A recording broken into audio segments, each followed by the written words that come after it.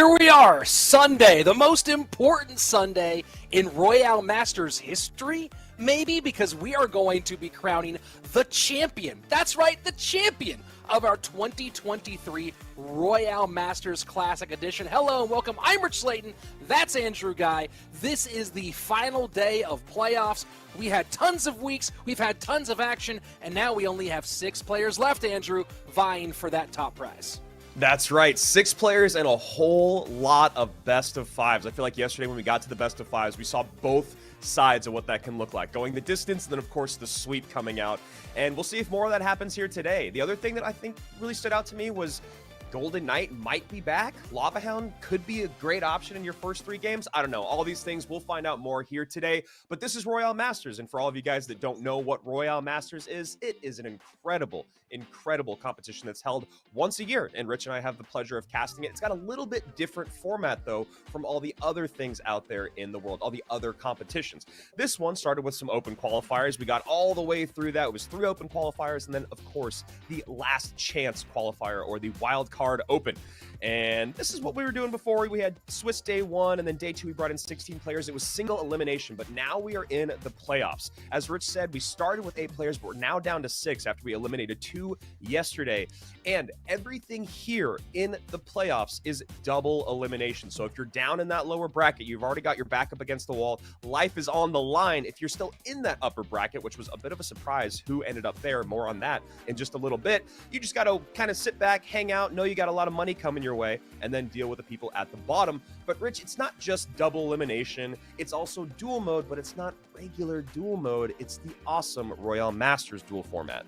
Yeah, a very important but significant shift from how we play duel mode in things like CRL. If you're used to playing duels in Clan Wars or just inside the game, when you bring in a deck and you use it, win or lose, no matter what happens, that deck is out for the remainder of that best of 3 match. In the Royale Masters duel format, a slight adjustment. As you can see on our far left slide, we see these 2 decks. Well, if player 1 wins, in game number 2, player 1 may not use those same cards, and same on for game 3 and beyond.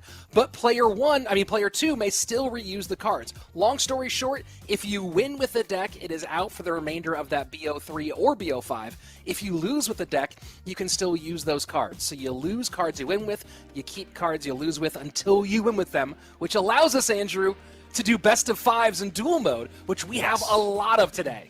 Yeah, and that first game in the best of 5s is always really interesting to see. We'll see what players come out with today to get to this massive prize pool. The $10,000 weekend is coming to fruition, and today we're going to be figuring out who's going to walk away with that $5,000 first place prize, $30,000 in total throughout the qualifiers. So for some of these guys, they won money earlier in the month or the month-long competition, but today is the day to figure out who's going to walk away with $5K, and $2,500 is still not a bad place to be in second place. Obviously, you want the clout. Obviously, you want the bragging rights, and it's always good to double up that cash.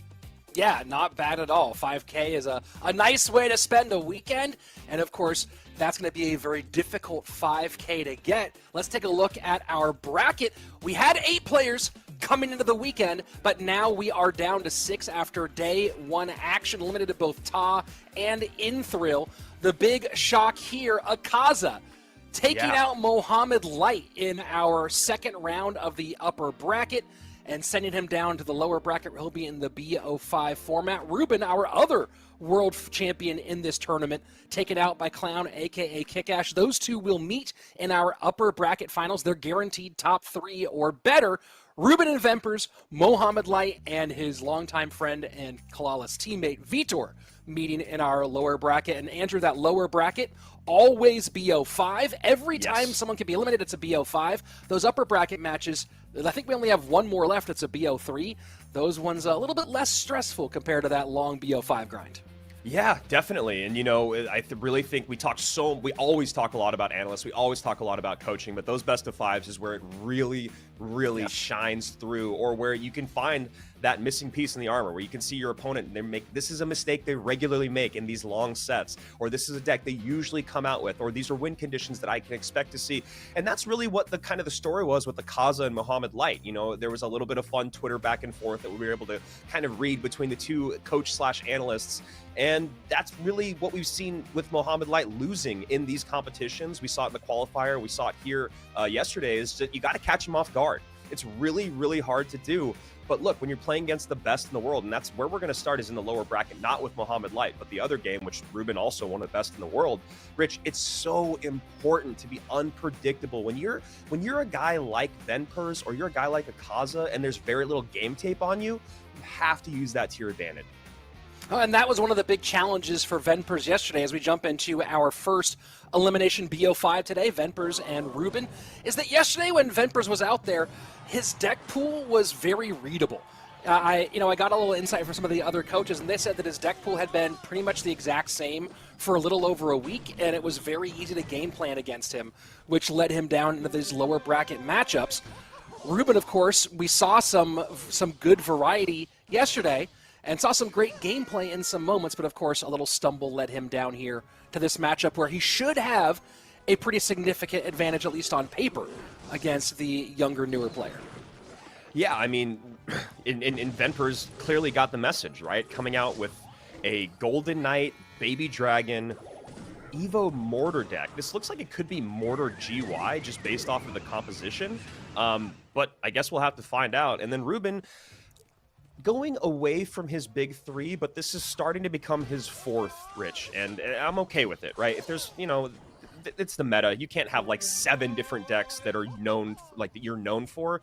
So him switching to this Remy Ellie deck is another one of his go-tos. I like. It's a good deck, and hopefully Ruben is able to kind of hold on his, I guess, sellout pushes that we've seen him like struggle with before, because this deck is so cheap. You can kind of come back around.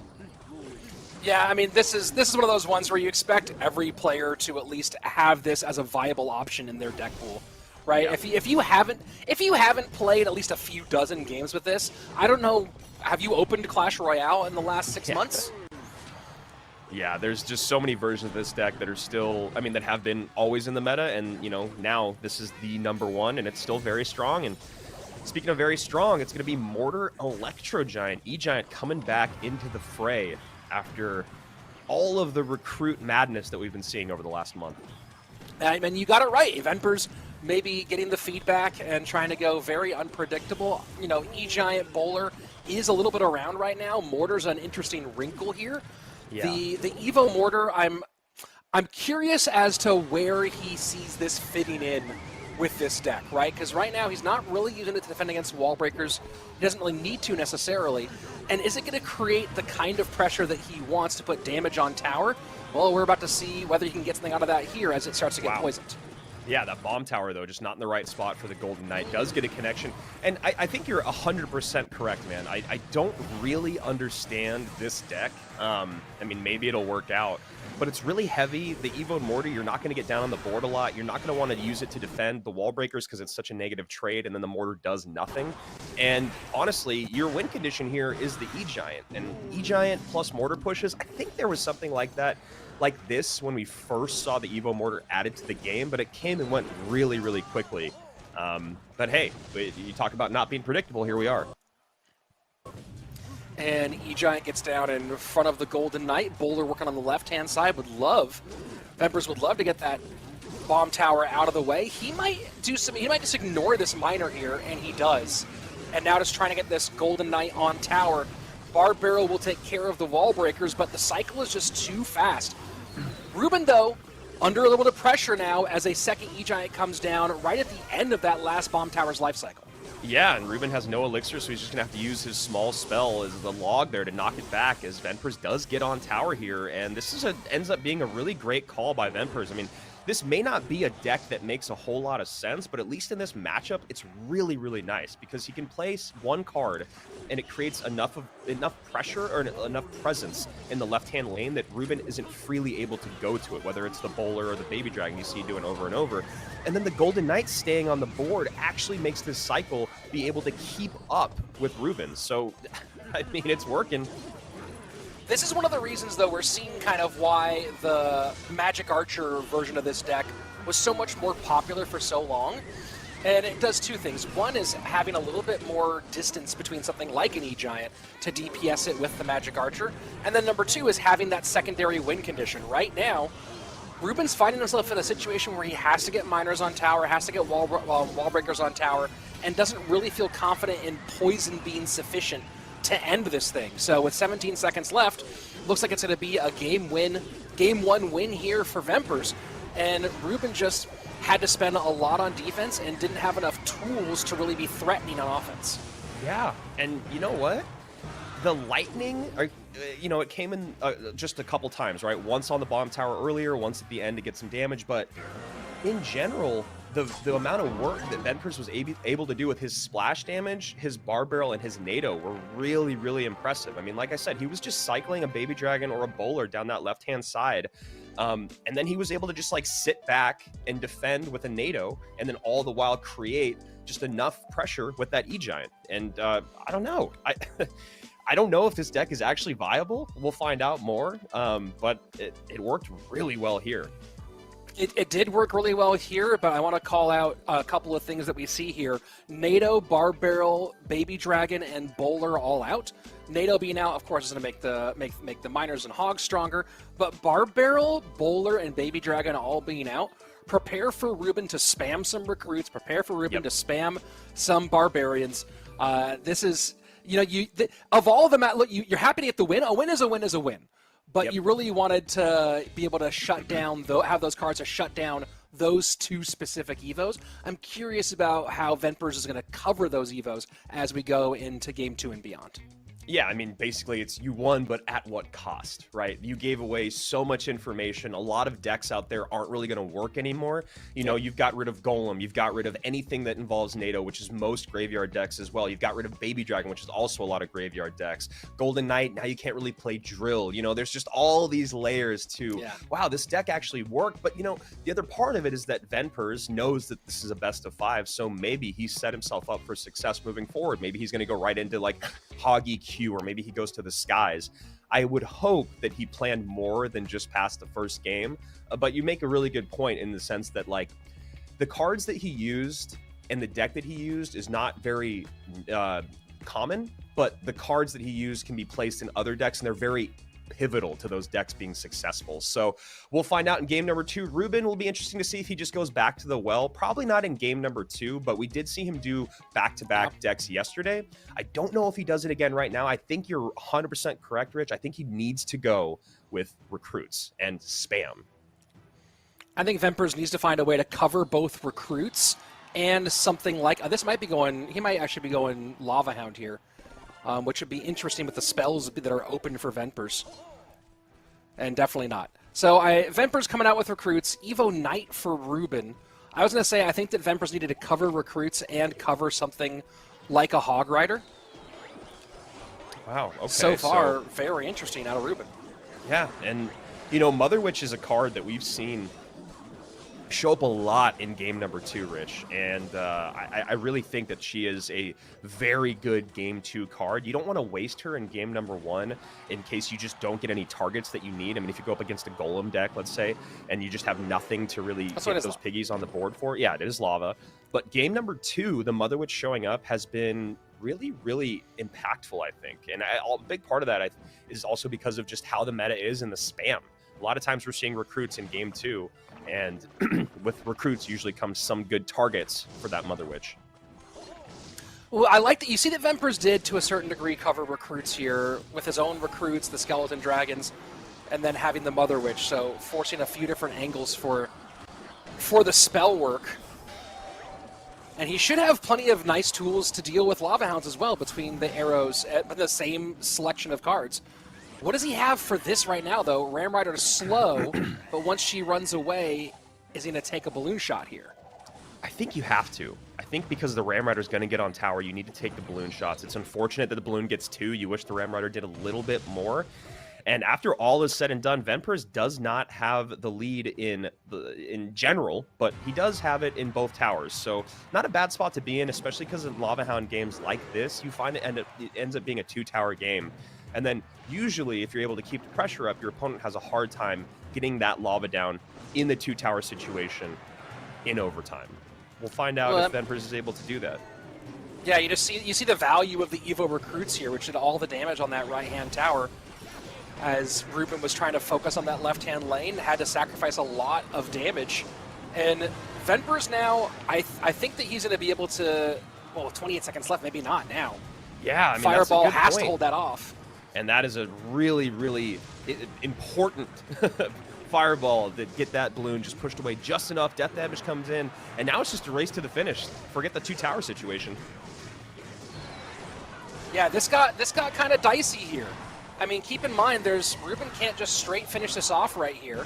He needs to get a little bit more going, and having spent that snowball on defense, now does Vempers have what it takes to stop this and continue to put some pressure on? He has to fireball this away from the tower, goes the opposite direction instead. GG, well played. He says the oops because he knows he put that fireball in the wrong spot, and we are going to game 3 all tied up. Yeah, I'm almost wondering if maybe the Fireball needed to come in before it got to the Goblin Cage. I don't know 100%, but I think if you're able to get the Fireball in, yeah, I think if you Fireball early and hit the Inferno. The Inferno was what took the Goblin Cage down, or helped take the Goblin Cage down. You get the pushback there. The Inferno's not doing damage on the cage. The balloon is still targeted on the cage, going towards it, and then maybe the tower is able to take it out before it gets close enough for death damage. Either way, I think that was a really good example of experience. And like Ruben being able to pause and go, I don't need to try to spell cycle this out. How much damage does arrows and snowball? I don't have time for that. Let's get another balloon down. Let's do this the right way. And that's, for me, that's where what really separated them two in those final moments. Yeah, he was far enough ahead. No reason to race for the finish line there. Play it slow, play it methodical, get a little bit of damage. And he knew so far he'd been successful in keeping the Ram Rider from doing too much damage. So nicely done. So after 2 games here, remember, both players have only lost use of one deck, the deck that they have won with so far. So on the side of Vempers, it's still that same E-Giant Bowler Baby Dragon deck from game number 1 that he cannot use, but he could play Ram Rider Fireball again. For Ruben, Lava Loon out, so you take a look at this, and again, we talk about how important this is in duels. 4 of these cards here, really not a lot of other placements for them. The Bomber, the Minions, the Lava Hound, the Balloon. The Inferno Dragon there's some good replacements for Inferno Dragon. Evo Knight did its job, helped you get a win, so you chalked that Evo off. And then not having Snowball and Arrows, I think that Ruben's pretty okay with that, right? He still has 2 different big spells that can nicely cover Lava if Lava comes up. I think that Ruben's very happy with that being the deck he took his win with. Definitely, and in the evolutions that are still available for Ruben is also a really great thing to have going into game number 3. I see someone in the chat asking, just because there's more people that are with us now, probably from the in-game, but was Ruben allowed to use Knight again? As Rich was just talking about, now you can see on the screens, you can see with the labeling there, unavailable, or the unavailable cards for each respective player, and those cards are only unavailable when you win with a deck. So, like we've talked about, if you lose with the deck, you can run it right back. Usually not the best idea, but it can work. And here, the Hog MK Prince deck. Yeah, I mean, that was a really interesting last-second MK. I think Vempers maybe last second goes, I think I can maybe turn this into a bigger push, but he takes a ton of damage on the right-hand side for it. He's going to get a little bit back with the Royal Ghost, but I think that was a bit of a miscalculation, a little bit of over-aggression from Vempers. Interesting just kind of copy deck play here from Ruben, going with essentially the same deck Vempers just ran. Barb Barrel in for one of the spells. We'll see if it must be in for Arrows, since Ruben already ran Arrows and won with it, as you can see on the left-hand side, not available. So probably Fireball here as the final spell for Ruben in this Ram Rider deck. Yeah, and I mean, Vempers gets a great amount of damage back there, 1840 to 1850. And Vempers is back around to MK, or will be by the time that these recruits come across the bridge. So he should just drop it up high and then just see what happens. Drop it up high, no reason to get too crazy. and instead he goes Prince on one side and gets overwhelmed on the right-hand side. Now for another tower trade situation, Rich. I don't really love this decision-making. Well, I mean, you see what he was thinking here. He might even get this tower. He's going to get very, very close, down to 138. Look, he realized Ruben was very low and wasn't going to be able to effectively defend him, and that may very well have been an excellent read on the cycle of Ruben, recognizing that the ground troops and options that could pick up that Hog Prince just simply weren't available. So it ends up paying off for Vempers. A good little gambit here for him. Yeah, I mean, we'll see in this two-tower game how it fares, because Hog is really the only way for Vempers. The Hog and the Overwhelm, right? Those are the two things that Vempers can get on tower for, and I feel like the Overwhelm is going to have to be the way to do it. I do not know if Ruben is going to allow that Hog to get a lot of value here now that he's only got one tower to pay attention to. At least for the moment. You know, those Prince charges, a couple more of those on that King Tower, and then it changes the conversation. Yeah, that's a currency you can only spend so many times before you start having to worry about two different lanes, and already it's starting to be just a little bit low, down to around 3,000 HP, as Vempers is going to set up MK to that left-hand lane to do its job defensively, and then this will turn into some pressure. Yeah, and Ruben still has not played his win condition, which I think is really, really interesting. A lot of times when we see win conditions not played, it's Graveyard, and we say that it was a good idea because of the matchup. This is clearly not Graveyard, and I guess we'll decide whether or not it's a good idea by the time we get to the end of this, but it's always a bit surprising, especially when you get this deep into the game. I've got to think that it's Ram Rider. I mean, this has every single piece of a Ram Rider deck, but he's just not finding a good place to play it, and Ram Rider's trying it a little bit slowly and maybe feeling like there's always going to be Prince or MK there to counter it. And the other thing, too, is that Ram Rider's not cheap. And I think he's a little bit afraid of playing the Ram Rider and not having the cage and cycle when it happens to defend against a Hog. So he might be sitting on that Ram Rider just to slow down a Hog for DPS purposes. And the EQ cycle comes in as Ruben is trying to crack this code, figure out how to get on top of tower. And Vemper's doing a good job now of cycling everything but the MK in the back, now that we're in that last minute. And he has to take that Fireball onto the Evo Firecracker. Still takes some pretty good damage here. And now with the MK, now that the MK is out of cycle, he knows the Prince is still going to get there, but he can get a good connection. So good patience out of Ruben. And just like that, he takes the ever so slight lead. And the Skelly Drag gets tanked for a moment. And that gives a nice chunk, 910 to 406. Now Ruben should have the cage available. He can 1v1 this Hog minus that Earthquake.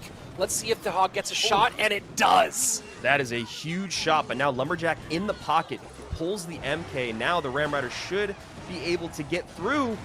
It does. Oh, what a touch there. And Vempers played a very, very smart game, but Ruben did a great job in the long game figuring out that the one thing that could really cost him the match was overspending at the wrong time and not being prepared for a Hog to come in and steal it. And he just waited until the exact right moment to get that Ram Rider in play. Very nicely done by Ruben.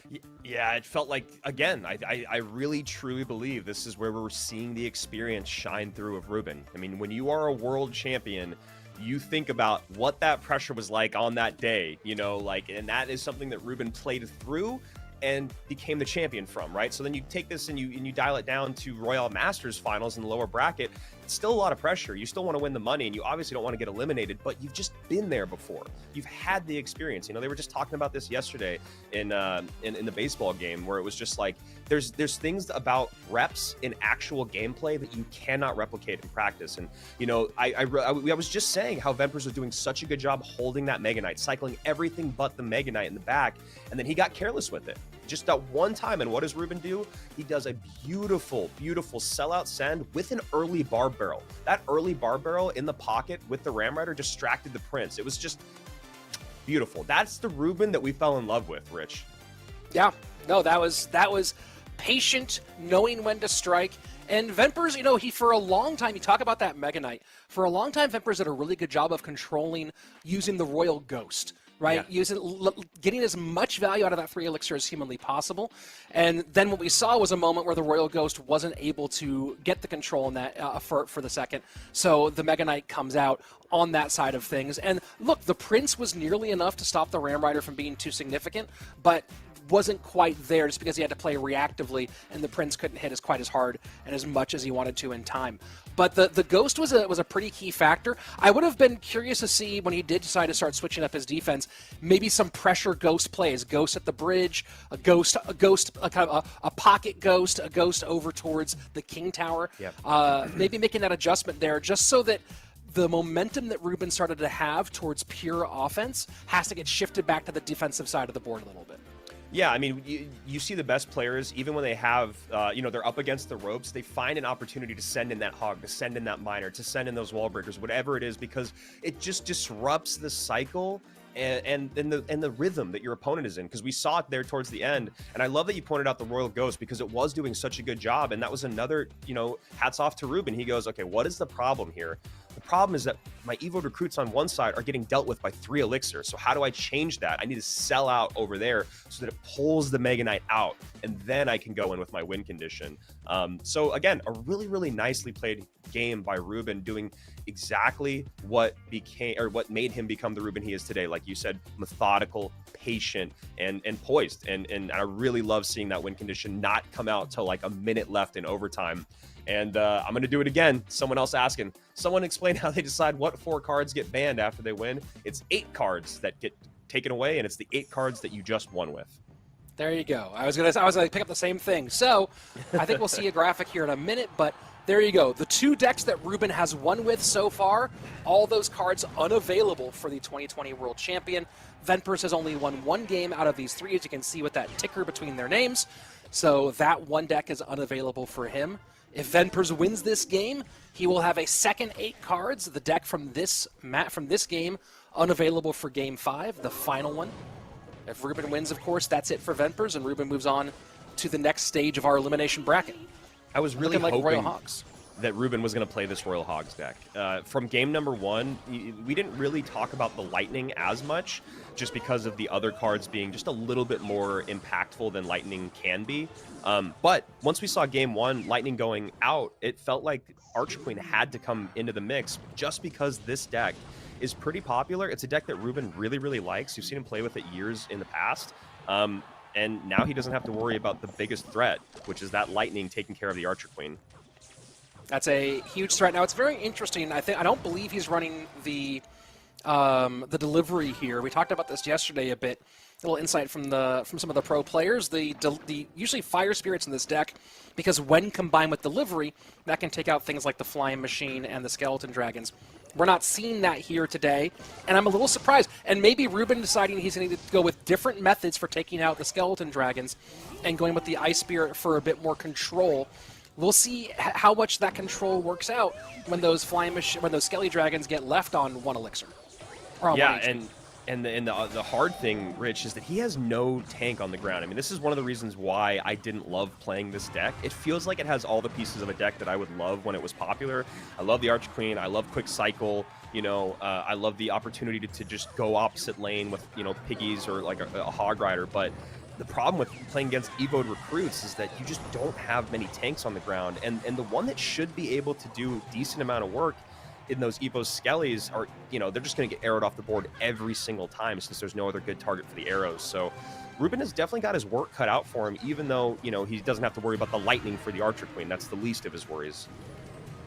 So here we go, 27 seconds left in regulation time. Ventpers trying to do his best, and that's a really well-timed Queen ability. You saw what Ventpers was going for there to turn that Queen into a piggy, and instead she stays on the board for quite a while, 1926 to 1812, as Ventpers sets up to that left-hand lane.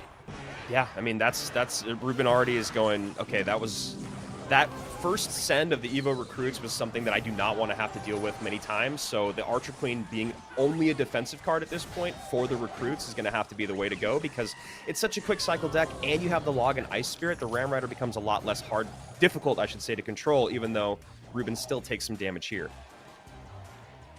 Minute 40 left. Queen will require a response. Cage comes out to help. Pigs right behind as the oh, and that was too much value.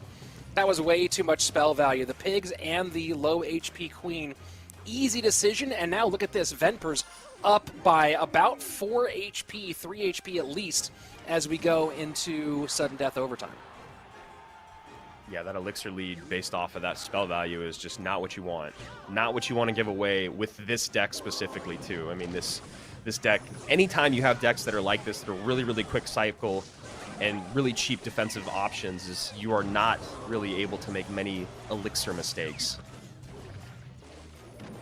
Triple elixir flowing, 1435 to 1758, and once again, it's all just a little bit. And I guess maybe the goal right here for Ruben is just force Ventpers to spend spells anywhere other than on his tower. But that's still, you're giving a lot of spell value here. Needs to keep these recruits off. Needs to get back to another Tesla here. And Tesla high to the inside. Ruben getting overwhelmed. Ice Spirit trying to freeze. Delivery gonna come down. Log to knock back that Ram Rider, and that's a good defense. 1435 to 1596. Yeah, that was really, really clean, and now he's playing the spell cycle game, which again, that's a great way to make your opponent feel the pressure. There's still a little bit of time left, but that EQ cycle comes in, and all of a sudden you hit that panic button if you're the Ram Rider player right here. Fireball comes in, Tesla too close, arrows, pre-arrows, and the Ram Rider connects. The pre-arrows hits the Ice Spirit. Can the pigs do enough on there? They're not going to. Oh. We are going to game 5, ladies and gentlemen. What a way to start off our finals day. That was a beautiful, I mean, you talk about Ruben doing it in game number 3. Ventpers comes, I was like confused by the graphic there. Ventpers comes out and does it in game number 4. I mean, that was exactly what you have to do at the end there. Okay, you know exactly how Ruben's going to be defending, and that defense is working every time, so he doesn't really need to change it up much. And Rich, you called it. He goes, oh, I'm starting to feel the pressure because Ruben's going to start spell cycling, and now he's just sending everything down the left-hand lane, so that fireball is not available for my Tesla. So what does he do? He goes, all right, I need to change things up on this last 17 seconds, I remember, is what I was looking at. 17 seconds, and he goes, all right, I figured this out. I know what I need to do. And he starts to do what Ruben was doing, pulls out all this defensive elixir, makes Ruben feel the pressure, and then pre-arrows that Ice Spirit, fireballs the Tesla. Beautiful stuff. Absolutely phenomenal stuff. And now back to the drawing board for Ruben. And, you know, I don't know if the Ice Spirit ended up making this game closer, or if the inability to get those skeleton dragons off easily ended up making it more difficult for Ruben on the defensive side. Either way, that's in the past, and now we go on to our 5th and final. And talking about that 5th and final, one thing I really like about that matchup was, you know, looking at the lack of knockback ability for Ruben, knowing that Fireball was out, knowing that Snowball was out, and that Log was the only knockback ability. So you have Ventpers going in and going, okay, it's going to be difficult for you to stop these Ram Riders late, especially when I can start spelling over and over and over again. So I like that call from Ventpers in that game. I don't want to see him go back there again, because my expectation is going to be not only will we see a building here out of Ruben, but that we'll probably see something troop-wise that can contend better with those kind of win conditions, whether it be a Mega Knight, whether it be a Bowler. And honestly, with recruits out, I think Bowler is probably not the right move for Ruben, but I wouldn't be surprised to see something like that just to control some of the win conditions that Ventpers is more comfortable with. Yeah, and honestly, at this point, I'm just kind of worried about Ruben not wanting to get out of his comfort zone deck-wise. I really don't want to see him go back to minor wall breakers, and I don't know if he can now at this point, because of what's been played. Yeah, he still can go back to minor wall breakers. I don't really want to see him go minor wall breakers or hog. What I really kind of want to see him do is go a little bit heavier. Ventpers is a guy that we haven't seen him do a ton of quick cycle success. So I think that you don't have to worry as much about, you know, if he's going to just come out and, you know, I mean, he doesn't really play hog EQ. He plays the heavier version, right, with the MK and all that. And usually the biggest problem with like something like Golem early on is that you just take too much damage in single, and then in double and triple you can't actually Golem up. I want to see Ruben maybe slow down. So maybe he goes to Royal Giant just because he's more comfortable with that. I just don't want to see him play hog or wall breakers. I don't know why. If I was his coach, I'd just say just go a little heavier. Slow things down, make him play at your pace. Well, you know, you look at the spell situation, Ventpers, the only big spells he has available right now are the Poison, and then if you want to call the EQ the Earthquake a big spell, you can call it a big spell, but Lightning, Arrows, and Fireball all unavailable at the moment. Mother Witch also out, NATO also out. I like I with all the splash that Ruben has available, plus having NATO, I actually really like the graveyard here, especially because, and I saw some pros talking about this the other day. I can't remember who said it, but I saw someone say, "Can we please stop pretending that poison is a counter to graveyard?" It was Morton. Yeah, he's like, he's like, in 2023, people still think that poison's a counter to graveyard, and you're right, man. Poison is not a counter to graveyard. It is a good way to take a little bit of damage from graveyard, is what poison does now. I don't hate graveyard here for Ruben. I think there's some good openings for it. I think that you can run graveyard poison or even run graveyard freeze. You have NATO available.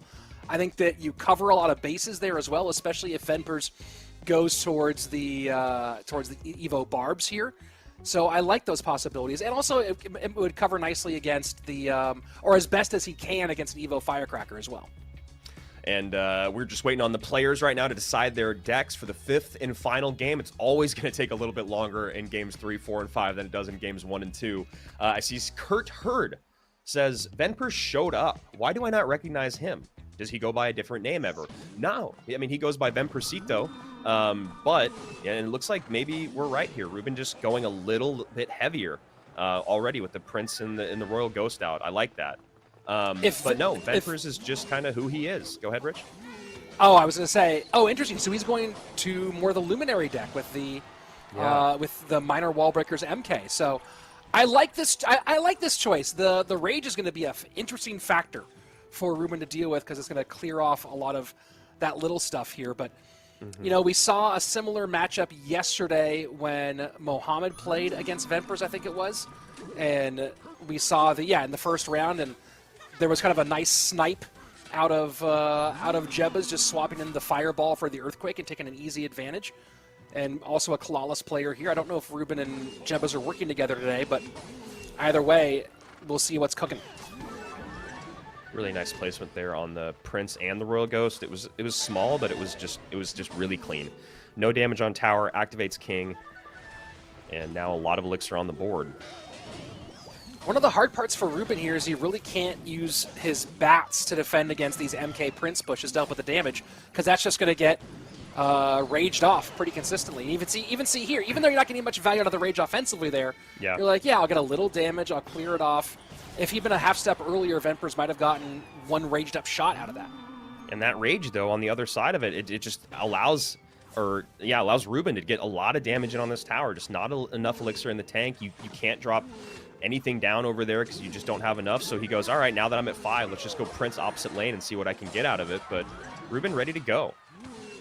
Yeah, I think a bit of a miscalculation. That 2 elixir was, and a nice little zap to clean that up. I think that 2 elixir was 2 elixir too much when he spent that rage. If he had done it earlier and gotten more damage from the Hog, maybe be a little more worth it. But yeah, now you're playing it before the bats, and so Ruben going to eat some damage, but still come out ahead for his efforts. Yeah, he's playing desperate now. Vempers is really playing desperate, and Ruben is just completely in control. He can cycle this MK in the back. He can play a Royal Ghost up high or a Minor and control it.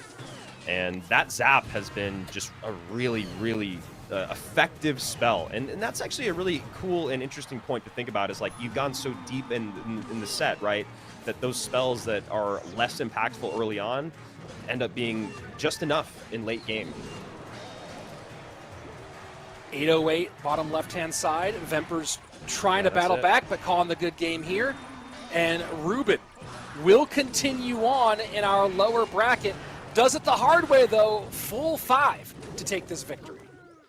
He sure did, and I really like the way that Ruben kind of, I love the decks that you saw him win with. Lava Hound is game number 1. He goes with the Recruits Ram Rider deck that he picks up his 2nd win with, but he does that with only like 2 Ram Riders total. And then here in game number 5, he goes to the Luminary deck. So, Ruben did a little bit of, it's funny because the decks that he's probably actually best with in the Hog and in the Wall Breakers are the ones he lost with, which is really fascinating to me.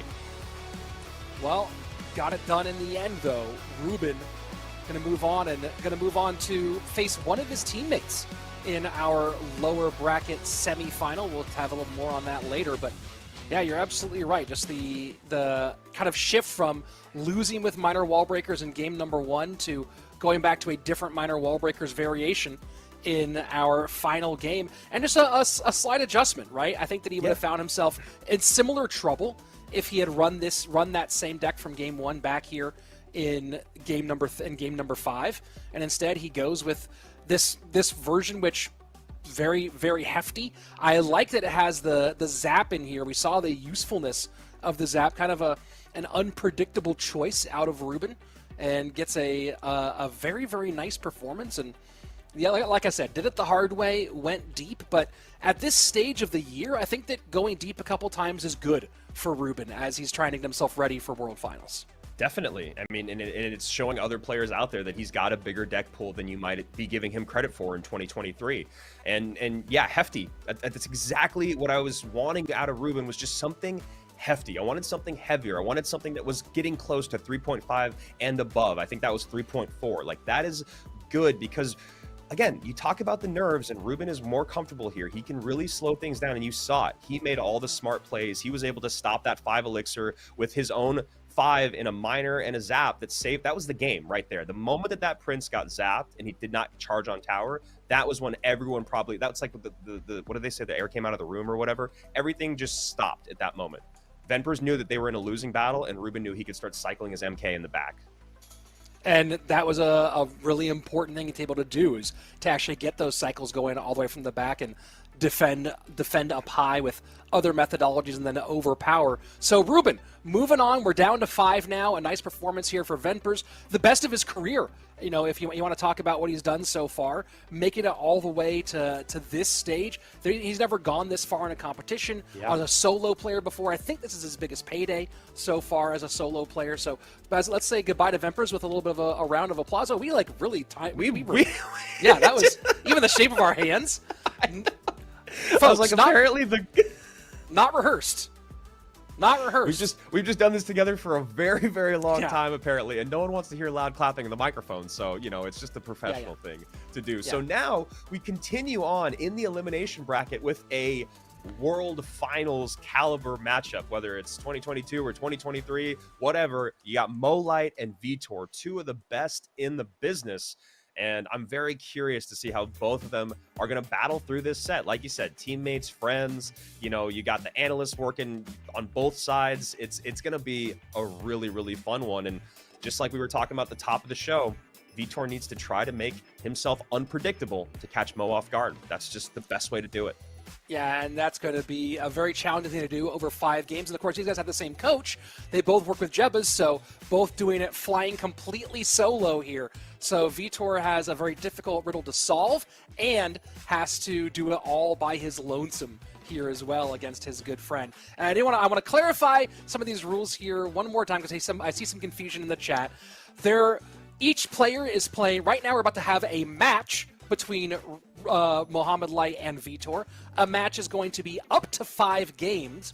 If you use a deck in game 1 and win with it, the 8 cards from that deck are unavailable for the remaining games of that match. Once the match is over, you can start from scratch with your next match and use whatever. But in this upcoming match, if you win with a deck in game number 1, those 8 cards are gone for the remaining up to 3, as little as 3, and maybe up to 5 total games in this best of 5 match. Hopefully that should clarify Wonderfully said. Do you remember season 1, just as a throwback, because we have a little bit of time right now, when we would get harped on from our producers because we like the whole game set match hierarchy, the way that it worked. We were like, well, sometimes we would say set instead of game, sometimes we would use match instead of set or whatever, and it was something that you and I had to like pound into our brains. I'm not sure if you remember that, but just game set match. It's tennis, dude. Let's do it. Yep, I know. Very well described were the rules by my counterpart here, Rich, as we start a great match here between Vitor and Momo. And looking like a little bit of what we just saw out of Ventpers coming from Vitor. Mohamed Light will be very happy to have the Tombstone in this matchup. Definitely. And that Tombstone, he's been coupling with big beatdown decks, so we'll see which direction he wants to go. And that's the other thing we've seen Mo do in almost, I think, all of his sets now, is that in game number 1, he runs something pretty heavy. Yeah, I don't know if that's going to be the game plan he takes into Worlds, or if it's just what makes sense for the meta right now, or if he's just experimenting. But you're right, he has been going pretty heavy early on for the last couple of months. And a little bit of a missed time there on the bar barrel is Momo coming out with GY in game number 1. And that was part of the conversation that was happening on Twitter, was the graveyard in game 1 from Akaza, I believe, is what happened. A lot of games to remember all those details. Yeah, we've done a couple of these. The minions are going to be an interesting challenge for Mohamed Light. And Wow. the defensive graveyard here to control the Prince and the Firecracker. I don't mind it. It's kind of what you needed here. And Took the words right out of my rage, mouth. Wow, that rage is a little bit fancy. He's going to get, I think he got one shot, one swing out of that one. Wow. And Vitor is just throwing everything. He really is, and that is still, like, as good of a push as that was from Vitor. You see he's ahead by a couple hundred damage. The reaction time and the response from Mohamed Light, all the correct decision-making in that moment, and now you see just a massive lead swing in his favor down to 15-01. That is also a huge confidence blow if you're playing against Graveyard. Vitor does have a lot of elixir at the moment. This NATO will control this, or don't even need the NATO here as Tombstone and Icewiz do their job. That was a lot of damage. MK to set the line high this time, not messing around. Yeah, Vitor threw everything at that push, and maybe he felt that because he had the Evo Firecracker and the Rage, he'd be able to contend against the Graveyard well enough, but between the Graveyard damage and, of course, the Knight sneaking on up, did not work out as he'd hoped. Yeah, I mean, I feel like if you're playing against maybe almost anyone else in the world other than maybe top 25 players, like, that defense is not that clean. And I wonder out of the top 25, how many of them get that as clean as Mohamed Light did. That defense was absolutely everything. He didn't spend the things that he needed to turn it into a true counter push. The control with the Icewiz, the bar barrel up high to turn the minions around, and the King Tower activation with the NATO, all of it was just perfect. And you can see that perfection definitely makes your opponent kind of freak out a little bit. Vitor now, it just looks like he just doesn't really have a game plan anymore. Well, he's keeping this Firecracker on for a while, which is one of the things he wants to do. He wants to force Mohamed Light to kind of have to overspend to get those Firecrackers taken care of, but it's just not resulting in the damage that he wants. So, and you see, I don't know who Mo's chatting with right now, but typically if you see him smiling and laughing, it's not about his opponent, it's whoever's in voice chat with him is cracking jokes. Yeah, and it's very rare if you see Mohamed Light give that look and that smile that he's not completely in control of the game. So I think it would be a massive miscalculation if we see anything happen other than what we've been seeing for the last few minutes, and it seems like Mo is just going to continue to control this game. He doesn't even need to do anything other than poison. Exactly. Every time that you get that Firecracker poison value, no problem, extend your lead a little bit. Vitor is banking on Mohamed Light messing up the defense in triple elixir when he was able to do it perfectly in single. Yeah, we might even see a defensive graveyard here just to clog up the lane. Not going to need it. Just going to go ahead and NATO this right hand. Not even NATO, just Tombstone. Yeah. Control the damage. GG, well played. Vitor knows that was rough from top to bottom. And a simple win for Mo in game number 1. It's just, it never ceases to amaze me when you see someone as excellent as Vitor just get completely handled like that. I mean, again, and it wasn't, I mean, obviously that matchup is brutal. You know, I think that everything that could have happened great for Vitor, it went right out the window in single on that one push. That was the one time where I think if he opened up the fact that he had got damage on that tower with even just the MK leap or one more Hog Rider hit, whatever it was, just to get a little bit of damage on that tower, I think we would have felt just a change in game plan. But since Mo defended that so well, I think Vitor then taking the damage in that left-hand lane, he just didn't really know what to do. He didn't know where to place his Firecrackers. He didn't know how to get a Prince MK push together. It was just tough stuff. And you called it in the very opening seconds that Mo was going to be really happy with that Tombstone, and that Tombstone put in work. Yeah, I mean, Tombstone was critical here, and I think you hit the nail on the head that Vitor went for everything in that single elixir moment. Maybe that's because he felt like that's when he needed to go. but it put him in this big hole where there was no, at that point, there was no, hey, let me patiently win bridge fights, try to maybe get a ghost over the middle or a prince over the middle, overwhelm you, and open up lanes. That was out the window once he took that big chunk of damage, and Mohamed Light said, hey, I'm playing with one of the best defensive shutdown decks out there. Let me just go ahead and do that for the remaining 4 minutes. Yeah, and I really do love watching Mo play really conservative defensive decks, whether it's just minor poison control or whether it's something like GY, because then it comes down to the understanding of macro and micro, and there's not really anyone in the world that's better than him in that situation. I think you're just hoping for a good matchup.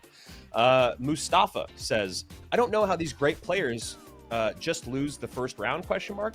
Yeah, I mean, that's why this competition is so great. That's why, you know, we talk about getting to these final 8 players and now down to 6 is you look at who's in the lower bracket and who's in the upper bracket, and I'm pretty sure no one would have anticipated what we got. Even though Clown is very, very good, I don't think anyone would have thought it was Akaza and Clown staying in the upper bracket while Ruben, Vitor, and Mo were all in the lower bracket. Sure, I mean, you know, I guess if there's one place that Vitor does kind of live, or that Mo does kind of live, it's in this lower bracket.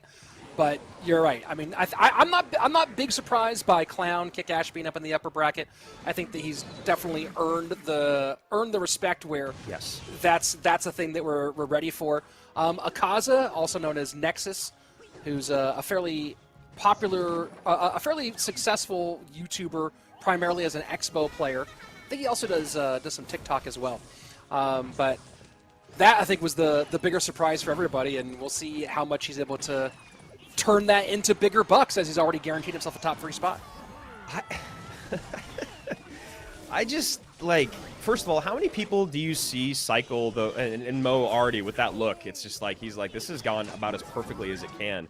How many times do you see people cycle a Hog Rider in the corners other than Mohamed Light and other than 5K ladder players that don't know how to break through? Because I don't feel like I see many other pros do it as often as he does. Very similar to like what became the Mohamed Light wall breakers opening. And you saw, like, even in single elixir, him being able to get that second hog down and still get hits on the right-hand side and get the mighty miner ability in. It's not too dissimilar from the miner or the wall breakers being cycled in the back and your opponent kind of like pausing because they don't want to give away too much information or spend too much. Yeah, I mean, that's what Mo does, is find ways to make you think and make decisions. And right now you can see, I mean, these are the very kind of standard posture of these two players, right? Yeah. I think that Vitor always looks like this, and Mo pretty much always looks like this. And going to be at least one shot here from Mohamed Light on the left-hand side, 1606 to 2082. And a brilliant firecracker over here on the right-hand side. Goblins to protect the firecracker. He knows that Vitor does not want to poison up high on top of that. And Mo now just winning all the mind games that are being played and the battle with the towers. Yeah, it's going to be very hard for Vitor to turn this into anything significant at this stage, right? The bomb tower is a nice cover on the Royal recruits, and also for the wall breakers as well. And I don't see them doing a good enough job of creating distraction lanes for those wall breakers to get through the tower. And Vitor now going to take another hog shot here. He's trying to give to get, or to give to get, yeah. But he's just not quite, he's not getting the get part of it. Yeah, and Mo's cycle is just brutal right now. I mean, Vitor, for someone that is as good as Vitor, he's really struggling to keep up with Mo's cycle and track his cycle, and I think it just maybe is because that Mighty Miner being cycled in the back and his ability to defend these pushes without having to spend what you would normally expect. I mean, even Vitor right there, he goes, man, what? Like, how do you keep defending like this? That was a nice little play there. The Mohamed Light knew he couldn't directly get the wall breakers off, so Ice Spirits them so that the bomb tower has enough time to retarget. And this bomb tower is doing so many jobs at the same time. Mo is doing a really phenomenal job of just keeping it on the board and keeping it engaged where he needs it every single time. I love that I have the YouTube up on my other monitor because it always is just like a really quick replay of everything that we just watched. And not only did that Ice Spirit hit the wall breakers, but there was 2 bats that were involved in that conversation as well. And there was a miner on the tower, so those bats are a problem.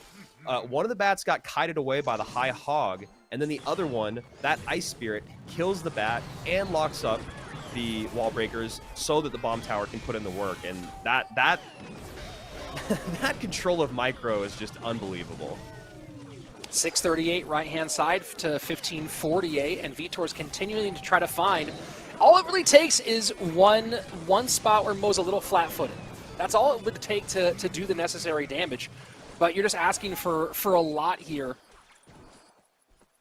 But again, with 22 seconds left, it could happen. Yeah, and also Mo sneaking in these hogs over the middle every single time. It's been really, really nice. It avoids the recruits. It kites whatever else is behind them back just a little bit so that offensive sequence isn't where you want it. And again, it's about creating offensive pressure even while defending.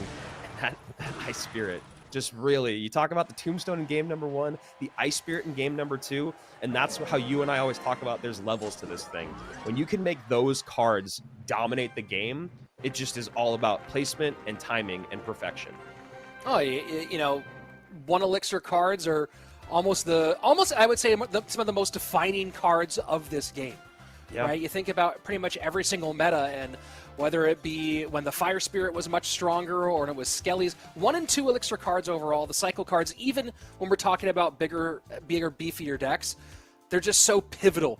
And players a lot of younger players, a lot of newer players, will just think of them as purely as cycle cards, whereas you see that next stage is really starting to use them as utility pieces, and we saw the utility of the Ice Spirit on full display. Because of what he was able to do with the Ice Spirit and the Goblins time and time again was why he was able to keep going on offense and still have enough elixir to defend the recruits. I mean, that is when you watch these guys and you're just like, how do they always, like, you know, someone said like Bro's cycle is insane, and it really truly is. And that cycle is not an accident. You know, it's like he plays a card knowing what's coming 3 cards down the line. And he knows that if he goes 1, 2, 3, then he's back to the Hog Rider that can go over the middle. And it's just like the innovation with the defenses, the changing of how he does it. It's funny, too, because you're casting his matches and you're like, well, a NATO could take care of this, or a log here makes sense. And he always does the more difficult, in quotes, option because it's less predictable. And a lot of times it means units on the board as opposed to a spell going off.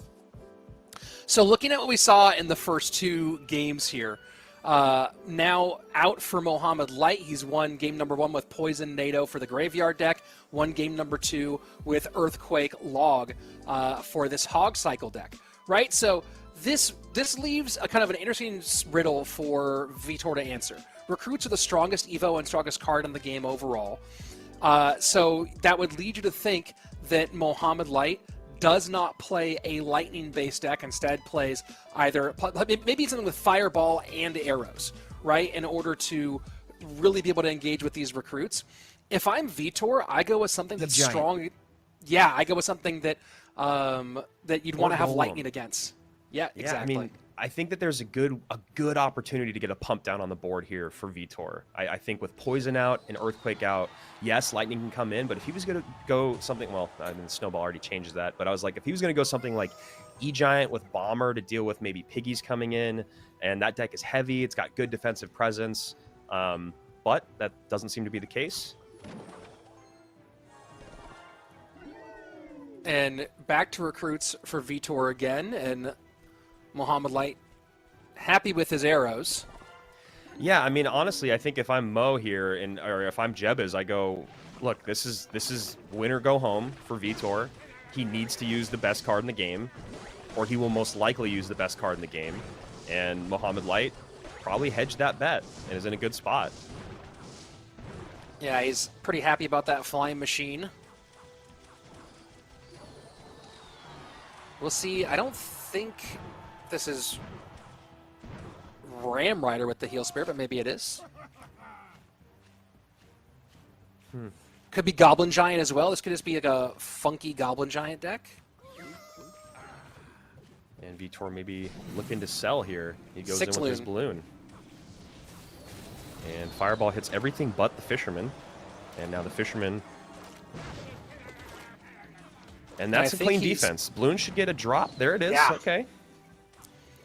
I was gonna say, I think he gets one out of this one, and he does. So no surprise here with Mo running Fireball arrows. It seemed like with recruits being open still, this was the most likely call. And It's so good that I, Vitor can't see Mohamed Light right now, because if I'm playing against someone and I just got a balloon drop and they're laughing that much, I don't feel great about it. I don't even know why. It basically evened up the damage. I think Mo is ahead by like 30 something HP, but the amount of comfort and ease that he's playing with right now would be very unsettling for an opponent to look at. and an interesting fireball bait deck here out of Mohamed Light. With obviously 3 fireball targets, but then throwing the heal spirit in here, which is not as conventional. Yeah, I mean, I think that's a big part of why we saw that big smile at the beginning, right? Is he looks at what Vitor, he's got a snowball out early on, and I think Mo already was like, huh, I wonder how impactful my flying machine's going to be. And then you see his face as the game kind of moves forward, and you called it, man. It's like this fireball bait deck against arrows and snowball with no building. Eesh. I gotta say, I'm a little surprised at Vitor running Fisherman here with recruits still open for Mohamed Light. Let's see if he can find some way to get through. We might late game see Vitor, if he does get an elixir advantage, go balloon in the corner and try to suck out balloon responses and then get a second balloon right behind those. Yeah, I mean, he's going to have to do something very innovative, because as of right now, Mohamed Light is just sitting in cruise control defensively. He's back to his cage here. I think he's back to another flying machine. So cage goes high. It does get arrowed, though, so, that's going to help. Zappy. Oh, boy, but look at that. Snowballed, and boom. Game over. GG, well played. I just don't understand the choice of Vitor here not to cover. Not only was that deck, did you have the Fisherman, which was going to get slaughtered by recruits, he also didn't cover recruits very well, and I'm a little bit surprised by that choice here. I mean, what do you have for recruits? You have skeleton dragons, and you have your own recruits, and sort of the arrow snowball.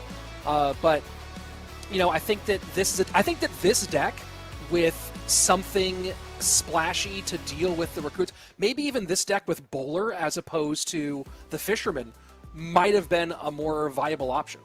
I mean, this is really why I wanted Vitor to go with E-Giant or Golem and Pump. You look at the ability to cover with a Goblin Brawler and a Bomber, for instance, to clean up those piggies. I don't know why I felt like Mo was going to go piggies, but I just did. It just felt like what he was going to do. Even when I was talking earlier about the E-Giant, it was like, okay, you get the cage and the Bomber. That's going to really be the thing that you have to deal with those piggies. The other part of it is like, yeah, he didn't cover recruits. E-Giant does a great job against recruits, especially if you just have a NATO with it and whatever dragon you want behind it. And all of Mo's defensive cards, they all get eaten alive by E-Giant here. You pull in the Zappies, you pull in the Flying Machine, you pull in the recruits, all that. That's one NATO, and you've got so much cleaned up. I would have just loved to see something like that, as opposed to, this deck that, like you said, Rich, it doesn't cover recruits, which are still available. They're the best card in the game, right? And then the Fisherman just doesn't make a lot of sense to me. I don't know. Yeah. That's just how I feel. Yeah, I think we're on the same page here, and it does highlight one of the real challenges, I think, of the EVO's era, is that look at how much of our conversation focuses on covering recruits, right? Yeah. Recruits being open, covering recruits. I think there is a lot to be said that the EVOs have some growing up to do as far as how they fit into competitive play, and it's interesting that they dominate that conversation so much. And I think that Vitor probably learned a lot from that matchup that he'll take into his World Finals. And speaking of a lot learned, let's go take a look at the players who remain as we take a check in our bracket. Going to our top 4, we are going to have a teammate, but more importantly, matchup of world champions. Ruben and Mohamed Light will be the lower bracket semifinals, best of 5. Loser leaves town. The winner, guaranteed a minimum $1,000, will be in the top 3, and they will be facing the loser of Akaza and Clown after their best of 3. So a very, very fun matchup. Yeah, and what a difference in best of 5s, right? We have a sweep and we have one that goes the distance. I saw someone in the chat after the first one, they're like, so this one match took almost an hour? And yeah, that's what happens when a best of 5 goes the distance. You got to give them time to pick their decks. And then conversely, 20 minutes later, we're out of our second best of 5. So now we go up to the top, back to a best of 3, and then it's just best of 5s for the rest of the day. And this is an interesting one, because it does really feel like Clown is the guy here. You know, he's the one Sure. to beat. He's the one that would be losing this set, you know, if Akaz is able to upset him. But after Akaz's day yesterday and beating Mohamed Light in a best of 3, he clearly has shown us that he has the stuff that you need to be competing with the best. Yeah, I mean, look, a best of 3, there's a lot of players taking a best of 3 off of Mohamed Light. Not a lot who've done it in the bracket phase of a tournament at this level. You know, I'll be curious to see what the Twitter conversations are between the coaches if these two do face again. But I know that yesterday, you know, it seemed like Jebas was maybe a little bit miffed by the matchups he came up against, and Anthony working with Akaza, they had some pretty good picks against Mohamed Light. So I'm very curious when we go up against Clown. I don't know who Clown is working with for this one, or if he's self-picking, but I know that Akaza is feeling a lot of confidence as we go into this one. I love when coaches just get into it with each other. It's one of my favorite things because it just shows how much they care, right? They care. I feel like a lot of times people feel like it's just all on the onus of the player because coaches aren't on camera. Coaches aren't really highlighted a whole lot other than in conversation on Twitter. And, you know, we talk about them on broadcast, but it's really great to see it bleed over and talk and see that competitive side that the coaches have against one another, because you have to have a great coach, I think, if you're going to be one of the best in the world. So here we go. Akaza covering recruits in game number 1 with the bowler. Clown with a lot of splashiness going on. And looks like Jebas is picking with Clown, so we'll see how that goes as we get deeper into this best of 3. And Akaza just selling out early with this one. Yeah, definitely. Just going, I mean, not too dissimilar from what we saw in the prior set, I think, in terms of like you're using a lot of good cards, but as long as you can pick up the win here, and already this E-Giant bowler deck, we saw it yesterday, do a lot of work, and obviously Clown, with where he's at, is a very good player, and he just took a ton of damage and is not going to get much out of it. And, you know, you would have loved for Clown to be able to go to the back of the tower there, but he's 99% chance against Tornado here. And forced to play the miner into the safe spot, couldn't pull the knight back out of the range and get significant damage out of the Dark Goblin. So we'll see how long it takes for Clown to make the call when he pulls the trigger on letting the King Tower activation actually happen. I think we'll probably see that somewhere around 1500 HP or so. Yeah, it's you know, I think, like you said, Jeb is working with Clown. It's just very funny because it feels like Jeb has maybe got a little bit here in game number 1 again. We'll see if Clown can maybe right the ship for Jebas in his picks, as this recruits spammy, you know, the goblins and the Dark Goblin and the Skeleton King, all that. He's got so many good options with just those 3 cards in the middle, the Bowler, the Baby Dragon, and the E-Giant. They clean up so much of what's a threat, even if you want to go one step further and go Bowler to this Mortar, right? And I think Akaza might have overspent there. He's going to get a little bit of damage out of this one, but it's not game-changing damage in that exchange. And now Clown's going to be able to set up here and put some real pressure on the right-hand side. And with the NATO out of cycle, he can go with the miner to the back finally. Yeah, I mean, Clown is doing the right things, right? He's making all the right plays, essentially, other than maybe that first defense. But it's still like Akaza's just got so much elixir. He's like, well, what do I do with this elixir? What do I want to do? Well, let me just waste a few. Let me leak a few. Let me get a better defense in, and let's just keep controlling this game. He can go E-Giant. Yeah, I was going to say he can go E-Giant in the back, or he can go E-Giant up at the bridge to deal with those recruits, but the Tombstone's going to be adequate. These offensive cleanup NATOs, it really does feel like one of them is going to leave Akaza wanting. Right now, I think we might see Clown set up his mortar early here. Maybe a little bit later than I anticipated. But now we're in a position where Clown might be able to start rotating mortars well enough to really control for when that lightning comes in. But he might be a little bit too late for this sequence, though. I think a second E-Giant needs to come down right now. Although it maybe won't even get there, as this bowler is lined up on the tower. One more boulder throw, and that is going to do it. Akaza comes out with an incredible matchup in game number 1. And what was his name? He said it was Anthony, right? Yep. He's doing okay for himself right now. Yeah, not too bad. Good opening round, and I like this. I mean, this E-Giant deck, it covers against recruits very nicely, and you know when you take a look at the battles from Clown, he has opened with recruits a couple of times in this competition, so no big surprises. Yeah. I mean, and look at that matchup, man. I mean, I don't care if it's only a sample size of 11. It's still 7 of 8 cards, and, you know, Clown didn't even play his 8th card because there's nothing to fireball. There's no good target to fireball. You're not going to fireball that Tombstone when you're trying to defend an E-Giant, so... Yeah, I mean, that's beautiful, beautiful decksmanship there from Akaza. And yeah, covering recruits and then some. Not only did he cover recruits, he covered this version of spammy recruits maybe better than you could with any other deck out there. Even if this is recruits wall breakers, I mean, obviously I still think you're having a tough time, but you talk about the bowler being able to cover the mortar perfectly, the baby dragon NATO combo to be able to clean up basically anything you need, the Tombstone putting in work on the recruits, all of it was just perfect from an analyst point of view. But that's just game one. We got a lot more to do here. And I see some people asking, where did this Akaza kid come from? Also known as Nexus, and it does have a top 5 finish in ranked in Clash Royale. So, you know, this is not somebody who just picked up the game yesterday. Not as involved competitively as maybe some of the other players that we have here, but you know, finished in the top 50 for CRL this year, made $1,000 overall in CRL, has been involved in Royale Masters here for a minute. Certainly a guy who maybe is starting to go, hey, maybe I can compete competitively and not just be a ladder/Expo one trick.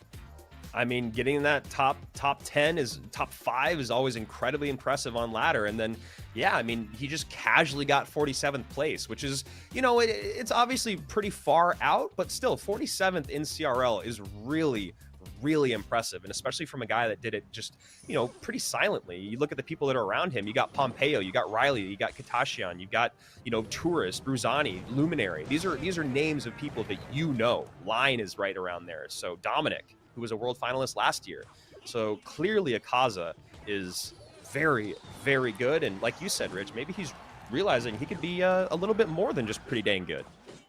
And you see Clown going with kind of some paint by numbers duel mode, seeing NATO out for Akaza, going right to the Hog Rider.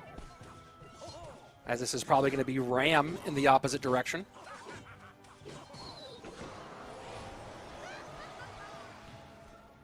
Yeah, a lot of Ram Rider. A lot of Ram Rider this weekend. She seems to be back. And then to the Mother Witch.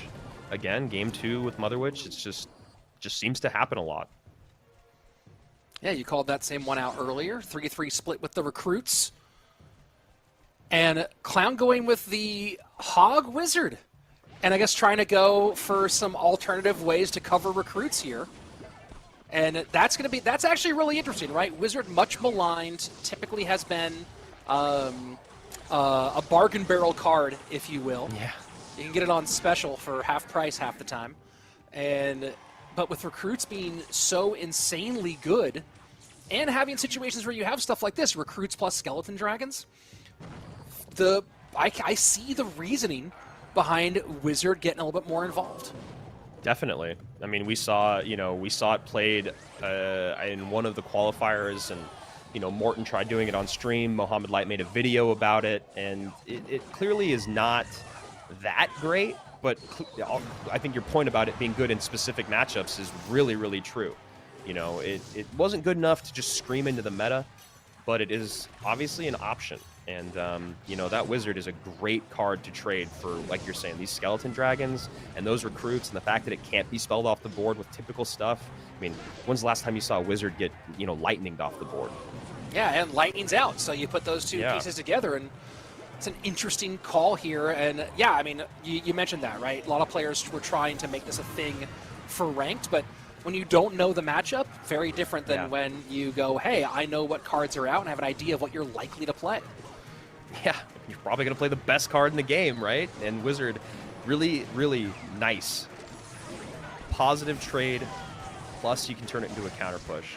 We'll see how well he fares, since we're not at 5k ladder. Is a good amount of blue on the board here. Ram Rider going to get controlled, but still should get to tower. No charge, but still gets on tower.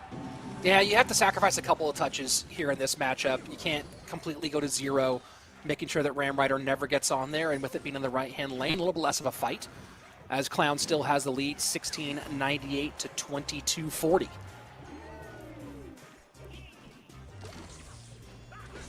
Kaza just resetting these recruits in the back, just trying to probably figure out a way to break through, and that's definitely difficult. With this Wizard, the high Tesla, cycling Teslas early, being able to get back around to it if necessary, and yeah, the double spell power.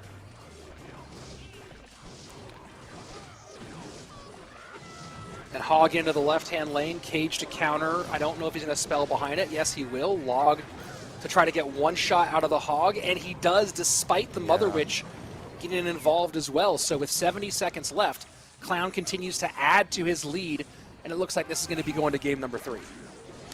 Definitely. I mean, I don't really see how a Kaza gets a push together. I mean, I guess it's always, yeah, I mean, it's literally that. You have to double spell off this Wizard every single time, and that's so much elixir spent that you cannot spend on offense now. Nice Mother Witch, gets though. away, though. Yeah. Yeah, yeah. In both lanes. That other one is raged up and healthy.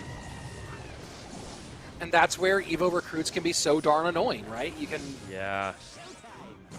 cover them for so long, but that raged up charge, here we go. Hog behind the Knight, Evo recruits as the reply. Late Cage, Log and EQ, and we'll get one.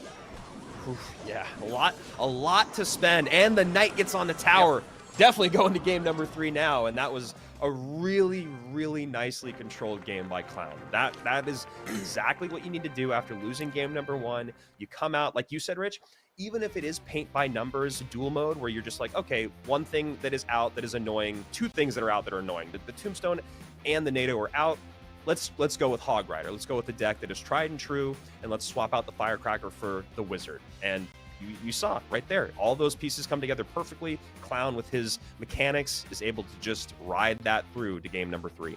You know, I really like the call here for a lot of reasons. Obviously, I said, as you mentioned, the paint by numbers duel mode, but the adjustment to the Wizard, he shuts down these Evo recruits here, but doesn't lose the best counters for Evo recruits specifically, right? So Bowler and Baby Dragon both still being open for Clown as we go deeper, as we go into game number 3 here.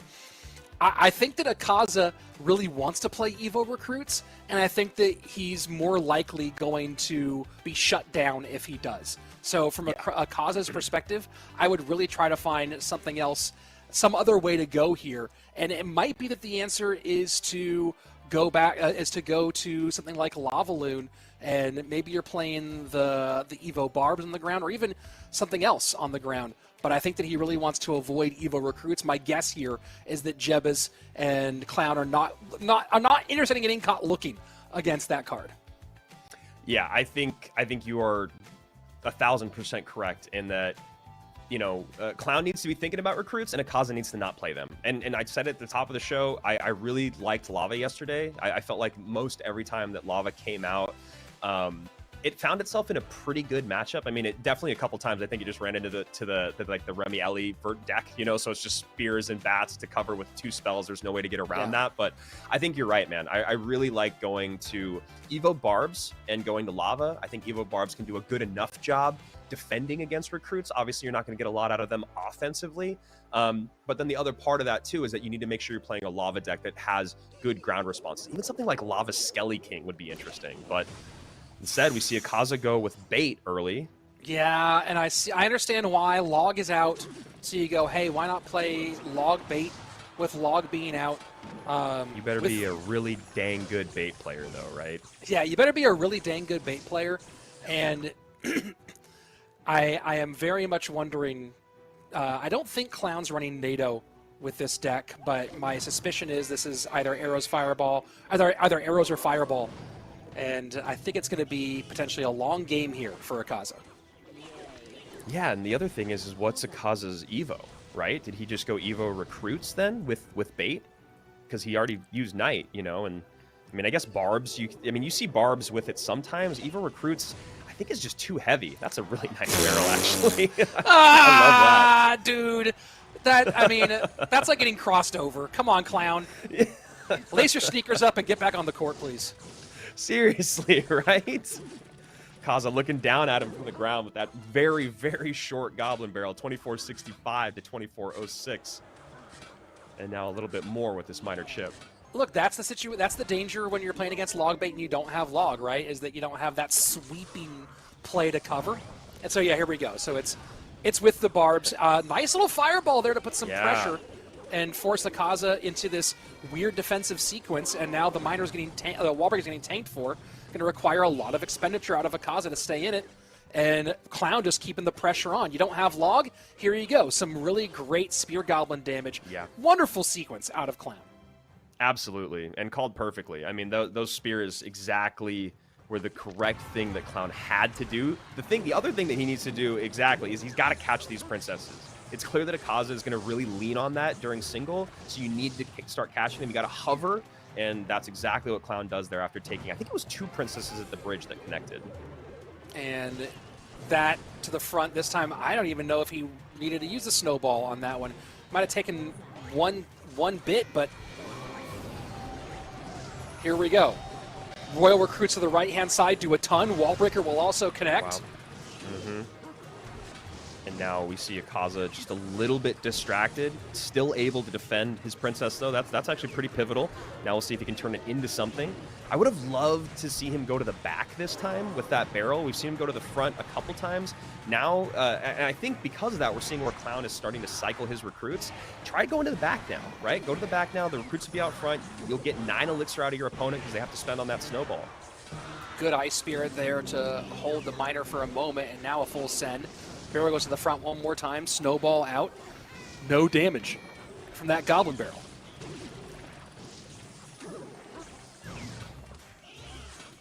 And it's just chipping away here. Yeah. And that's the name of the game here for Clown. And Akaza just, not having a great option to catch miners. Because the second he goes, we're going to see Clown read that it's going to be a skeleton catch. And we're going to see a miner plus snowball right behind. Oh, skeleton's out of cycle now. Wall breakers come in. Log to try to cover. Miner goes in, but it's tanking for the wall breakers. Oh, wow. Should get one, and he does. Yeah, and the princess comes out as a tank for the skeleton dragon, which is what you want to spend a princess on, is tanking for anything. And I think that might just be the nail in the coffin here for Akaza, who still is alive and still is in the competition. Obviously, can still win this game, but still has a life to give in that lower bracket. And this skeleton dragon doesn't get on tower, but miner is there. Fireball comes in. Now we just need a snowball to close things out. Yeah, very nice, very nicely played here by Clown. Interestingly picked by Akaza in this one. Yeah, log is out. Log bait gets stronger, but ran into a little bit of trouble there against Clown in this best of 3, and he will fall down into our lower bracket finals where he awaits the winner of Ruben and Mohammed Light. I would have, which is not a great place to be in. I would have loved to see him play something else. I know that that's such a general statement, but we see bait played so rarely, like classic log bait played so rarely, and we'll call this a version of classic because it's the barbs instead of the knight, or what has been the Valkyrie in the past. But with the fact that recruits are still in the game, I don't know why, if we want to dumb it down to just one thing, why you're running Rocket. Yeah, and again, the broken conversation of the day with the broken card. Yeah. How are you covering recruits?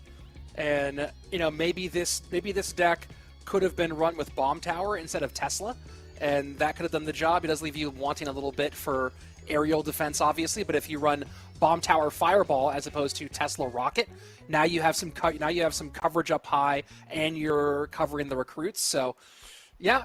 I understand why Rocket's part of this deck. I don't understand it in this particular matchup. Yeah, I actually really don't mind if it was Bomb Tower Rocket. I think that's okay. You're at least covering recruits. You're still not going to get much, but maybe there's the opportunity for you late game to start Rocket cycling if you're not able to get any other damage on tower. But yeah, I think in this situation, it just feels. I mean, we even saw the coach talk about it yesterday. Like, why didn't X player or Akaza use recruits in game number 3? They're the best card in the game, And, you know, for Clown here, if it's still available, it just makes no sense to not at least think about it. That's the other thing about this dual mode. And we talked about this yesterday, I believe, with Mo, right? He played that deck, but he worked in Fireball because he was expecting that Evo Firecracker. And that changes the whole conversation. It feels weird. It looks odd. But in dual mode, you got to think about that. Why is he running, you know, log bait with Bomb Tower and Fireball, or, you know, Tesla and, you know, instead of Tesla and Rocket? And it's like, well, because we're in dual mode and this is what's available still. If recruits are still available, they'll most likely get played. You got to think about them. That's why Bowler's back, you know? Yep.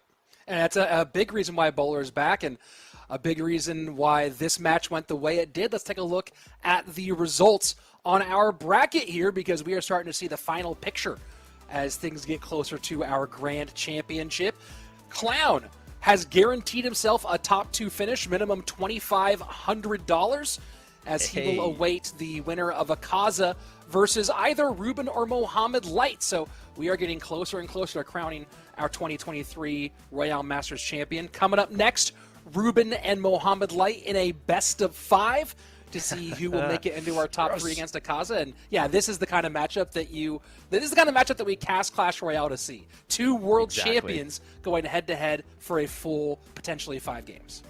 Yeah, I mean, for as long as we've done this, and as much as I know we both love our job, it is still pretty cool after almost, I mean, we're over half of a decade when you get a matchup and you kind of get those butterflies, just like you did back in 2018, you know, and this is definitely one of them. When you see 2 players this high caliber, it's just about the deck picking at this point, right? I mean, yeah. I feel like the Ruben that we saw today kind of cleaned up some of the stuff that at least I was concerned about yesterday even, and more importantly, earlier this year, earlier in our qualifiers, just some really odd things like in the open qualifiers, like him just not defending stuff when he had the game won. I remember it was like a Goblin Gang at one point that he just ignored on the right-hand side. And those kind of weird decision-making and slips, they don't seem to be as present here today. So I think what this really is about is a battle of the analysts.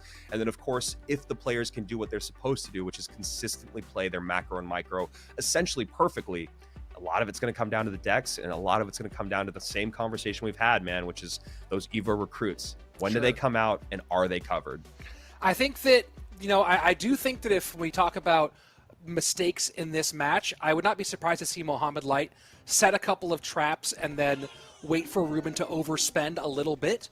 Ruben has had a tendency to do that once or twice.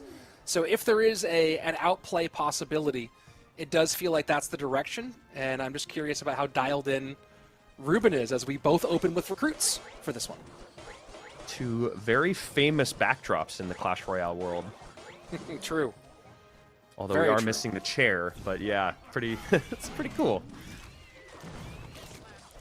Yeah, the golden chair certainly has gone to the wayside, but the curtains still have their flair. Yeah. Yeah, I think Mo realized that he's going to be sitting in that chair for hours and hours and hours, that even though the golden chair has got the flair, it maybe doesn't have the back support that you might want. I feel like you should pull it out just for championship matches. I know. Ideally, the golden chaired golden boy, my worst nickname ever. just totally repurposing your IMJPs. But anyway, here we go. Mo Light goes to Mortar early on in game number 1. Mortar recruits. I've seen versions of this deck out there. Mortar recruits Skeleton Dragons. We'll see how it works. I want to see a win with it just because I'm such a Mortar stan, but Mortar really has not been an effective card in the meta these days. First 90 seconds away, past the halfway point of our opening 3, and so far, Ruben has been doing what you want. I mean, and Mo's been doing what you want, getting the deck to work, although Mortar's not the one doing the work. It's been almost all Spear Goblins. Yeah, and again, you talk about at what cost. You get that King Tower activated, but you spent so much elixir and attention on it that now you have a Mortar connection. You have a ton of damage on the left-hand side, and this is the worst place you want to be in an early game with Mohamed Light. And you're trying to find some way to get past a Mortar with your Royal Giant, and it's going to be hard cooking. He does have the Fireball and the Log to clear this much more swarmy bit of defense, but when is he going to find the opportunity to actually make that happen? we'll find out, is right now it's just all control for Mo. He's got the Skeleton King out, stacking souls, recruits. You know, for as much as Skeleton King is a decent response to recruits, we actually haven't seen him as much as you might expect. I hadn't thought about that. We have not seen as much. We've seen some Skelly King today, but not an insane amount. Fishboy there going to pull a Goblin instead of the Skeleton King. Now gets him pulled there into the middle. A little fireball value for Ruben on the left-hand lane. But again, the Evo recruits here just shutting him down as now Mohamed Light gets even more Goblins on the board. Yeah, and that's all Mo needs to do. Cycle recruits, cycle Skeleton King, and then just cycle mortars and goblins. He does not even need to do miners anymore. He literally can spend 100% of his elixir for the next 100 seconds on just defending. And I think Ruben will have a really, really difficult time breaking through. He's also using Evo recruits, not the Evo to RG, and the Evo to RG would actually be decent in this matchup, but I still think it'd be rough. You know, that mortar is a really, really nice tank for the RG when you have recruits and goblins doing the DPS. And Mohamed Light happy to take the log there as he fills up the soul meter of that Skeleton King and this resets his Evo recruits. You know, I've said this in the past, and I'll go ahead and say it again, especially now that they are so insanely strong. Recruits, as far as card design, are some of my, I think, are some of the most, the least interesting of all the cards, because you really, you know, there are so many cards that you can play in literally hundreds of different ways, right? The Spear Goblins can be played anywhere on your side of the board, and they can do so many different things. Same for pretty much every card, except for the recruits, which essentially have like 6 ways they can be played. Or, I mean, I guess maybe technically, let's call it 12 ways they can be played, right? They can be played on the left-hand side. They can be 4 to the left, 2 to the right, behind, middle, or at the bridge. Same thing, 3-3, and same thing, 2-4. Right? They have so many limited ways they can be played, and it just makes them... And then, on top of that, they clog up so much. So you add all those things together, I am beginning to come to a place with recruits where I feel similar to them as I do to the Barb Hut. Where I think that what they do to the overall style of play is a net negative rather than net positive. Yeah, I don't disagree, and especially because of how powerful they are, it's just made a lot of what is a nice way to say this? It's made a lot of people have to think a lot less about how they want to win games. I think is the nicest way to put it. And someone who thought a lot about winning that game there was Mohamed Light, right? He gets the damage in early on, and he does not send in another miner for over, I think, 2 minutes, maybe 2 minutes. And for a guy that is really, really great at defending and creating offensive pressure at the same time, whether it's just 3 elixir from a miner or 4 elixir from a hog, or even 2 from a wall breaker, he always finds spots for it.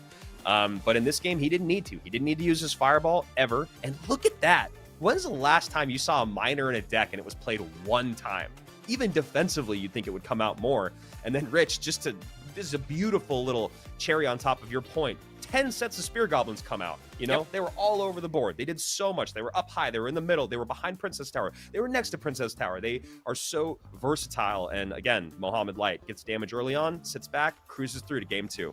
Yeah, and those spears just really lifted Mohamed Light past Ruben in this one. A lot of damage early on, and we saw him do the same thing. We saw him do the same thing earlier in today's matches, right? We saw Mohamed Light get damage early on, and then just sit back and control the game in that graveyard matchup. So very similar play style here. And you know, you're talking about the recruits being so strong. They just got the Evo, which I would have loved to see maybe them being lower in the calendar for Evos. The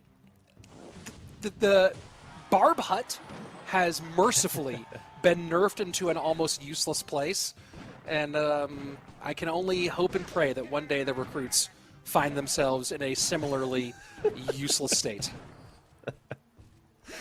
The dev that was responsible for the recruits is just crying right now. The delivery, one recruit's great. Delivery's awesome. Yeah, the delivery is one of my favorite cards in the game. Yeah. 6 of them? Come on. All right, so with Mohamed Light winning game number 1 and no longer having Fireball, Ruben opting to not really play into that, which I do like. I like him kind of taking a different tack here and playing two cards that really are not seen very much, the Musketeer and the Giant. Yeah.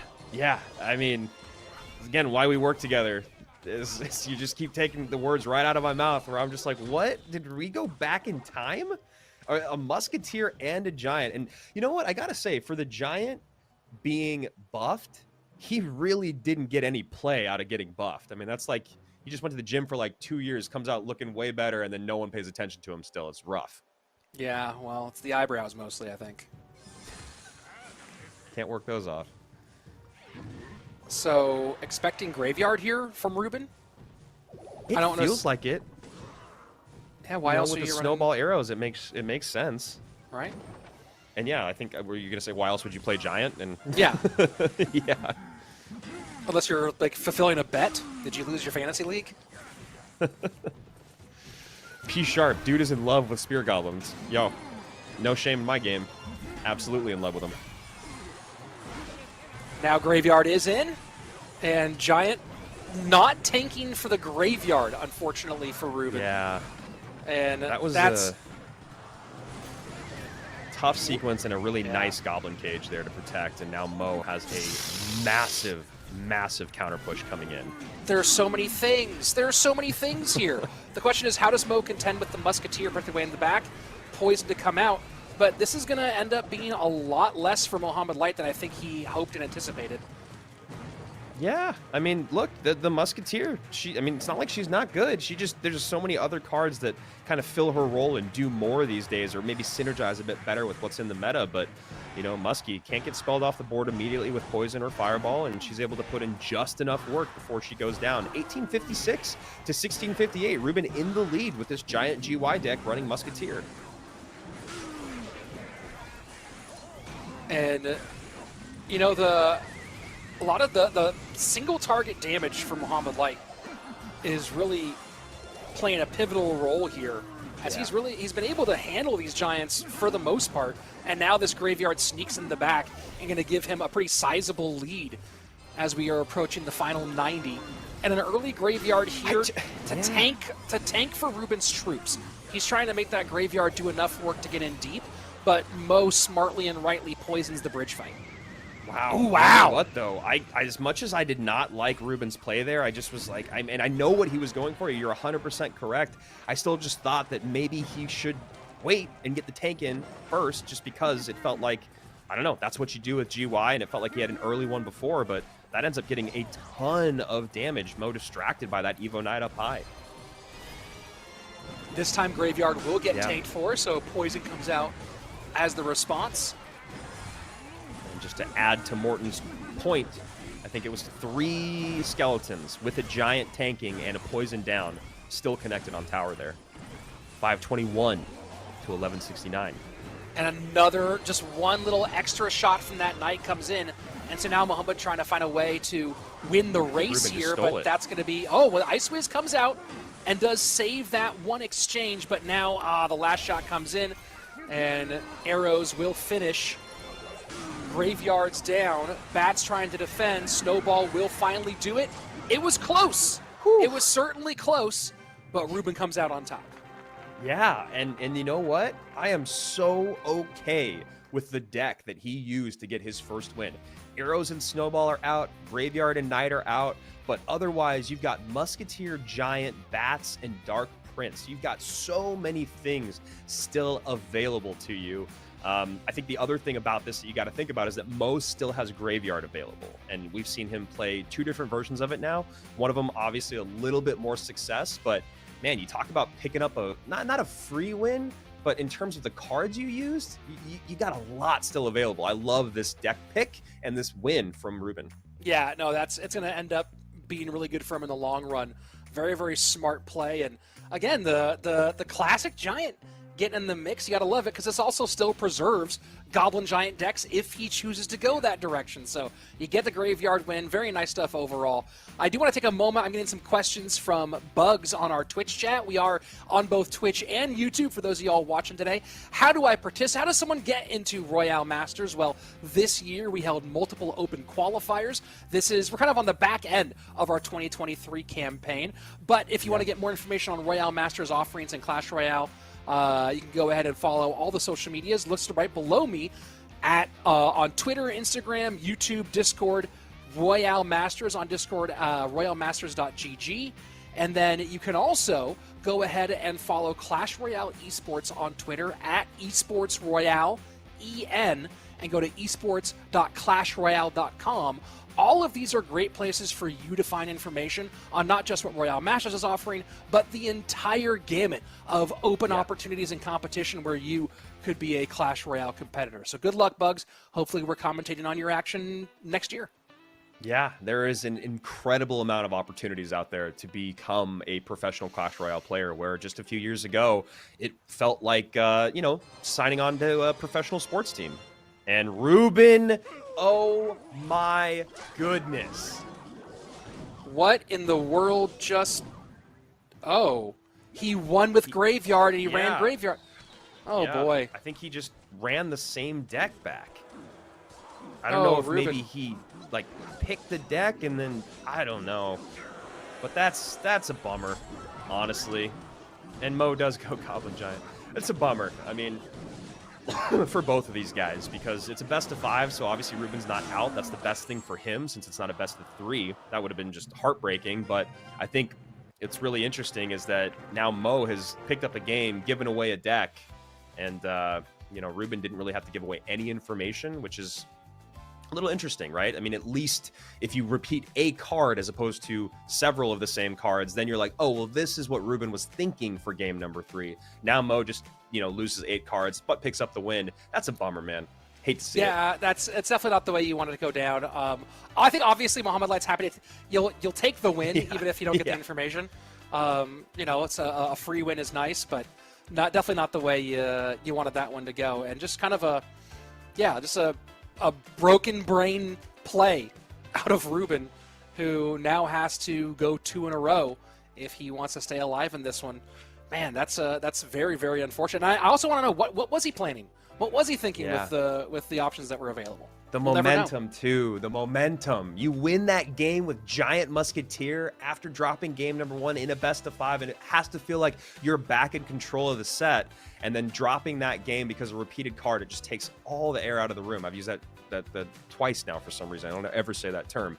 But that being said, like you said, Mo very happy about it. Some people in the chat wondering what happened. Well, Ruben repeated Graveyard. He just won with it. Whatever version of Graveyard I honestly think he did something like a copy deck situation, or he just made a deck and then somehow clicked back to the other one because it looked like it was just an exact repeat. I think we can actually open up Royale API and it'll tell us, but that definitely is not the way that he wanted to go. And he just ran back the exact same deck. So just a bummer there, but at least for Mohamed Light's conversation, since that's the conversation that we do know something about, is that now Knight, Goblin Giant, Sparky, Minions, Dark Prince, Rage, Arrows, and Mother Witch are all out. So what does that give Ruben? Well, Mother Witch is out. You don't want to run Graveyard again. But yeah, curious to see where he's going to go. I mean, I think you definitely go to recruits. And I am seeing people in the YouTube chat saying, what a bad play. He misclicked. Not what happened. Once you win with the deck, you cannot use those cards anymore. Ruben had just I thought won. I just explained this. Dude, I don't know. No one listen. Hey, not you out there in YouTube chat verse. Put on take your fingers out of your ears. Listen up for a second. You cannot repeat cards once you win with them inside of a given match. Ruben won with Graveyard the previous game and just came back in with the exact same deck, which is against the rules, which is an automatic loss of game. Rich? Oh my lord. Oh my lord. Oh, we are 3 games into this best of 5. Ruben just repeats his deck, loses game number 3, and now I think is taking a little bit extra time getting ready for game number 4. Muhammad Light on the other side of it picks up a free win and now gets to coast on through to game number 4. Ruben back up against the wall. He may be eliminated here. Got to fight for his life, and then it would be Muhammad Light rematch against Kaza if that is the case that we find ourselves in at the end of this BO5. And a lot of people saying, hey, that Muhammad Light should take back his win or they should rematch it. He's not in charge of that. If you repeat if you repeat a deck, if you repeat cards, you lose that game. Them's the rules, folks. Because then also that would have given Ruben so much information as to what Mo was thinking, et cetera, et cetera. So there you go. We're on to game number 4, and Ruben now has to win 2 in a row. Mode saying, I mean, how can you make a mistake like that at such a big stage when so much money is at stake? I know, it's a bummer. It's totally a bummer. It's happened at World Finals, it's happened at Masters Finals, and it's happened in monthly finals. It just happens. Fireball to clear the Firecracker off the board, looking like Hog for Muhammad Light here. Ruben maybe going back to Royal Giant here again.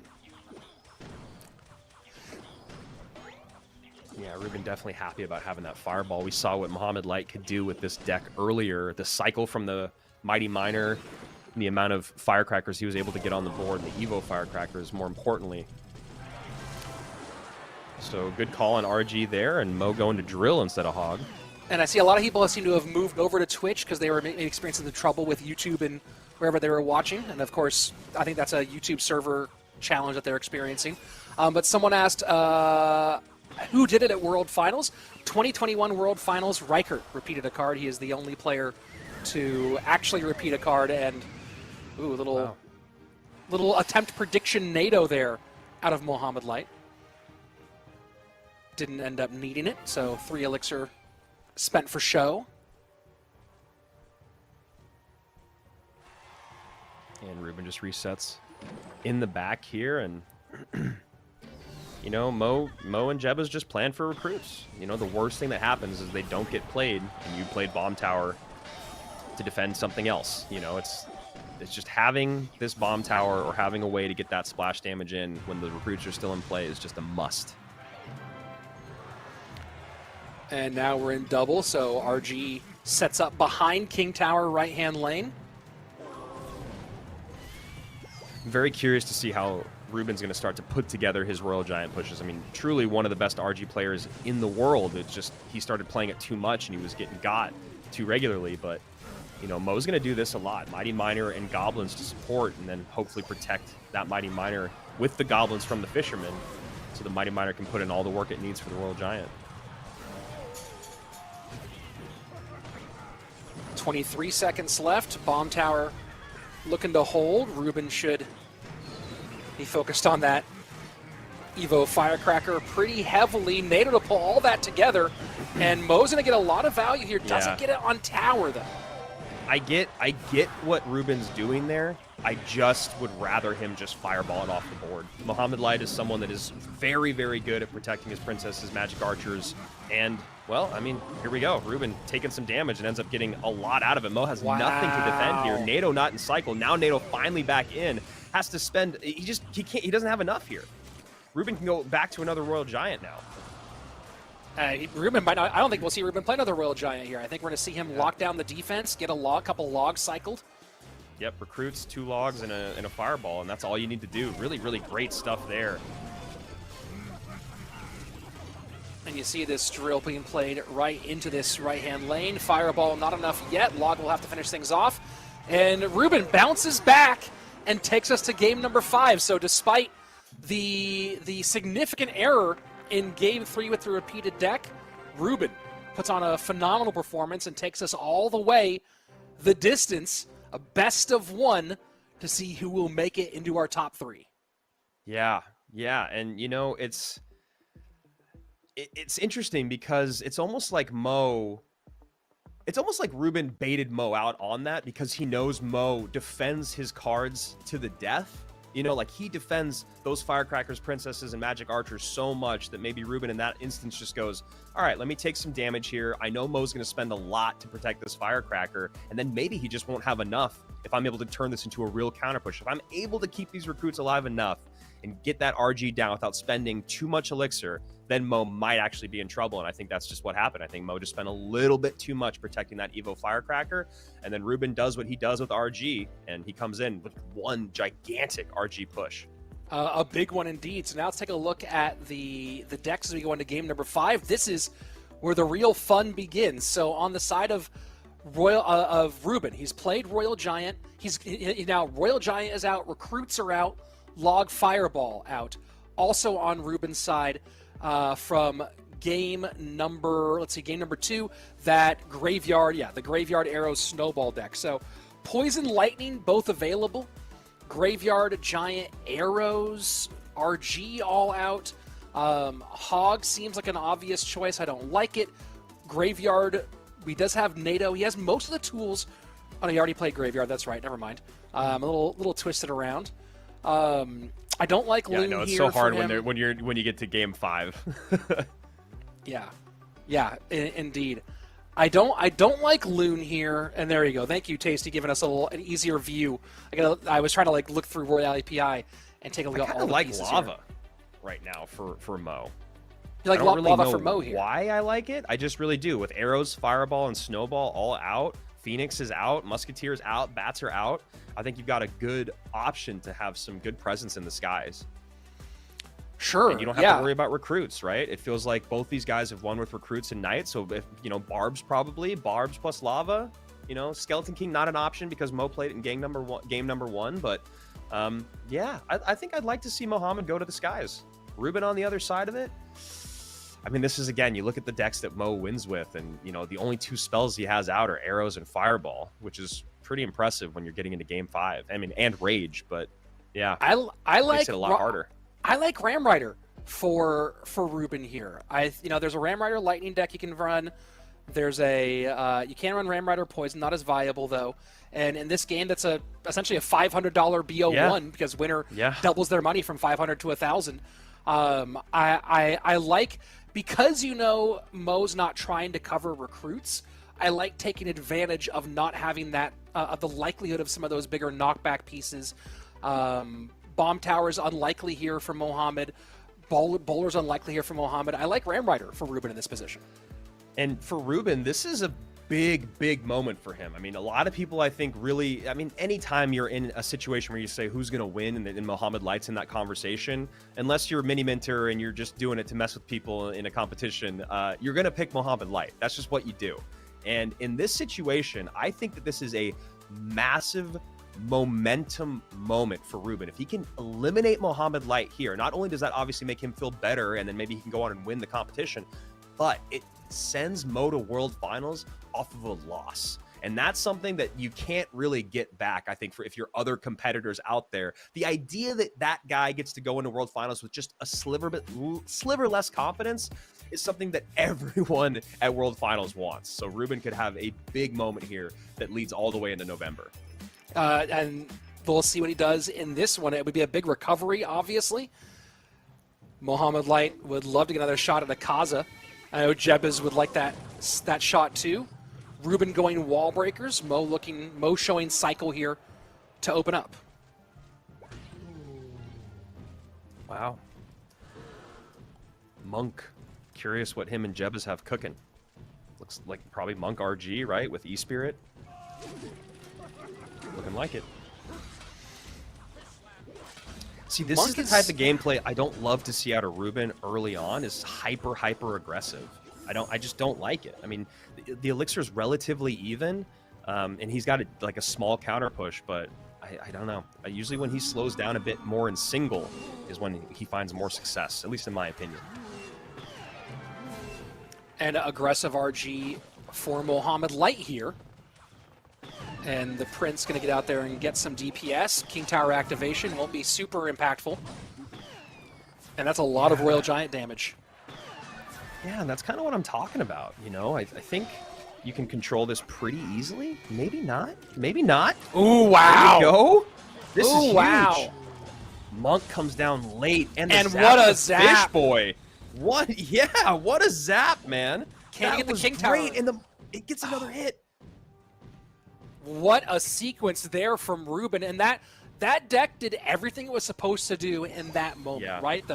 The Mega Knight and the Prince getting in front, the Fisherman getting distracted, not able to get on the Mega Knight, not able to get on the wall breakers, and that's exactly what you're hoping for in this situation. Now, to be fair, it's going to be difficult, I think, for Ruben to keep this left-hand tower up. Mohamed Light should be able to extend us to sudden death overtime.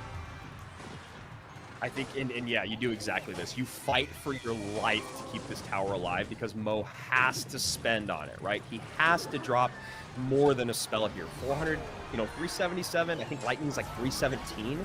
Lightning plus Log I don't think is enough. He definitely doesn't have Rocket, so really, really well done here by Ruben. And as much as I didn't love his aggression in the beginning, his next aggressive push was really great. And yeah, I think he's just kind of understands that tower needs to go, and what can I do with this? Well, let's try to get an elixir advantage. Yeah, very smart. He knew that was not worth fighting for, and now can he get some good tower damage out of this? Wall breakers in the pocket, Lightning trying to not let them get there, and really great Lightning out of Mohamed that saved a lot of that Princess Tower damage, but look at what's happened to the King Tower of Mohamed Light. And that is not what you want in this situation because Ruben has great ways. And Mo, you can see that look. It's a little bit of discomfort. It's not like the game is lost, but Royal Ghosts, minor wall breakers, minor minions, whatever it is, you can create pressure on that King Tower. Another great minor zap there to get rid of that Firecracker. Yeah, these zaps are really nasty, and really the only true mini tank that Mo has is this. That's gonna be a lot. The only real mini tank he has is the Monk, and the problem is that once the Monk comes off the board, it goes back to the end of his cycle. So it's really hard to control a ton when, you have the Fisherman sort of, but it's not really a mini tank. It's not beefy enough. And so Mo is finding himself in these situations where he's just having to throw more and more elixir to control these MKs and these Princes, and it's just bleeding him dry. Yeah, and now he has a position where he actually has a good counter push. Monk is actually in front. No tank is there. MK needs to come down, but he doesn't have the elixir for it, so he has to go back to Prince. And this is kind of the same situation he found himself early on when he took damage in single. And that Firecracker. And now, there you go. The pocket RG is so huge here. And Mohamed Light gonna take a phenomenal best of 5, back and forth, drama every direction. But in the end, the Pharaoh carries the day once more. Man, the ability for Mohamed Light to create just enough at the bridge with the Monk and the Firecracker and the Archers. Ruben, so much of his elixir and his attention was right there that you forget the biggest threat, which is an RG in the pocket. And for someone that knows RG inside and out, you kind of saw Ruben look up a little bit with kind of a slight smile, just knowing, wow, yeah, I really just got right there. I don't know how I didn't think about that. You got to pre-cycle Princes in that situation behind King so that they're charging on top of that RG when it comes down. You got to get your highest DPS units like those minions ready to go. And Mo just sneaks one in, steals the set. I think he knew that once the tower got to a certain point, that there was nothing he could do about RG in the pocket, right? So we saw him playing hyper-aggressive once we were in that single tower game, and just going, all I need to do is make sure that a Royal Giant doesn't get enough damage, because Mo couldn't RG in the pocket initially. He couldn't do a Royal Giant in the pocket when Ruben was keeping so much pressure on. The moment he got an opening to do a Royal Giant at the bridge, still hedge his bet defensively and get enough damage to make the pocket RG a deadly play rather than a chunk play, that's when things opened up. So Ruben was doing what he needed to do for a long time there, and then just gave the slightest of openings elixir-wise, some wall breakers that got evaporated, and Mohamed Light knew, I need to get enough damage now to make Royal Giant in the pocket a killing blow. He did so, and now he moves into our top 3. Yeah, there was a couple odd just kind of units that were thrown off to the nether. Like there was a Royal Ghost that came down in the pocket from Ruben when there was already so much on the board that it felt like he just kind of wasted that 3 elixir. And, you know, Mo does what he does, which is he recognizes those firecrackers and archers. That's kind of my X factor. He's just got zap and miner, and he can't miner zap me every single time perfectly, especially when I start to spend just a little bit more to defend. Your point about him recognizing that he doesn't have a tank, I think he started to be, all right, well, I guess my tank is an archer, right? I just need to have something on the board to at least soak a Prince shot. There was like a couple mistimed E-Spirits, but that's not really, you know, much for Mohammed Light. You know, there was the one E-Spirit that he dropped early on when Ruben basically took that tower. I don't know if it would have actually mattered if it jumped as opposed to just soaking up the charge, but I think it was really more about Mo overspending. And then we got into the 2-tower game, and, you know, for as much as we talk about RGs in the pocket, it just was one of those things that I think Ruben had way too many other things to focus on. Yep, and that's a great job by Mo to spread him thin there in those final moments, and enough to get him into our top 3 as we look at our bracket here in just a moment to see the full picture, the journey they've taken so far, and what we'll be doing here for the final few matches. Akaza and Mohammed Light, the rematch. This time a full best of 5. We'll see these players and their coaches start to flex that deck picking, and I suspect there will be a little Twitter jawing once this one is over, and the winner will go on to face Clown in our championship match. Everything's best of 5 from now on out, folks, so it's going to be some fast and deep analysis from both these players, but we are not jumping right into that. We're going to take a very short break here before we jump into our semifinal and grand final matchup.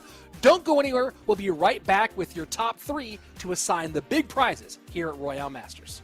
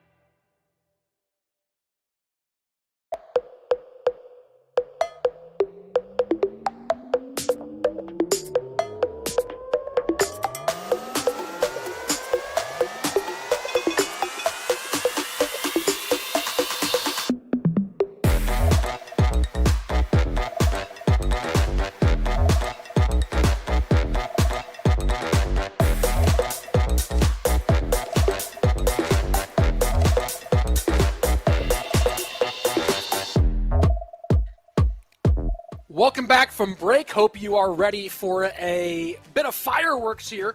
I might see some firecrackers shooting them off. I might just see them overall because we are down to our top three. $1,000 for third place, $2,500 for second, and $5K for first place. All of that decided in our next couple of matches, Andrew. Yeah, I mean, Clown has already locked down $2,500. Pretty good way to spend his Sunday. Akaza and Mohamed Light, part 2, the rematch. A little bit of drama on Twitter between the two coaches, you know, some little fun back and forth, and then now Akaza has to do it again in a best of 5. You're going to make that a lot more difficult. Not only do you just have to beat Mohamed Light 3 times, but you have to do it in this duel mode, which is anytime that you win with the deck, you cannot repeat any of those cards. However, if you lose with the deck, you can run that same deck right back. We just saw what can happen in a set when you repeat a card. Unfortunately for Ruben, he ends up going the distance with Mo. Gets a really good back and forth in game 5, but that game number 3, I think. Yes, it was game. He It was repeats game, the card, game 3, and that is just a bummer there. So here we are, like you said, our top 3, and then the other thing that can happen if Mo wins and beats Akaza is he goes on to face Clown, who I believe was the one that knocked him down in one of the open qualifiers that Clown won. I think it was when he defeated Mohamed Light. So got a couple of rematches coming our way, potentially 2, but definitely got this one between Akaza and Mo. We called it David versus Goliath yesterday, and David won. Yeah. I mean, I think that best of 5 does change that math quite a bit. You know, the more games you play, the more the better player will come out on top, and it's no slight to Akaza. Mohamed Light's the better player. Akaza could get the win today, though, right? And it's just about good game planning and taking advantage where you can. And that's the sort of the beauty of Clash Royale as well, that we don't know outcomes are determined, but there are definitely leaning in one direction. And that's, again, the same reason why when you play the World Series or NBA Finals, you play 7 games rather than 1 to get the truth out of everything. So we'll see. Is the truth that Akaza and Anthony got the best of Mohamed Light and Jebez yesterday, or was that an aberration? And will Mo and Jebez put a stamp on this and say, hey, your time might come, but today's not the day? I feel like you're just poking that Jebez bear right now. Wait, what? I love it. Really? What do you think? No. Also, Walter Peterson, nerf the purple rocket shooter girl. I feel like that was a really difficult way to say firecracker, but hey, I don't know if she still needs to be nerfed. I think the biggest nerf conversation that's out there right now is surrounding 2 cards in the game, the Evoed Recruits and the Goblin Giant. Surprisingly, though, we have not seen a ton of Goblin Giant in this competition, really. I mean, we've seen it a handful of times yesterday, and I think we've only seen it maybe twice or just the one time today, and that one time we didn't even get to watch it.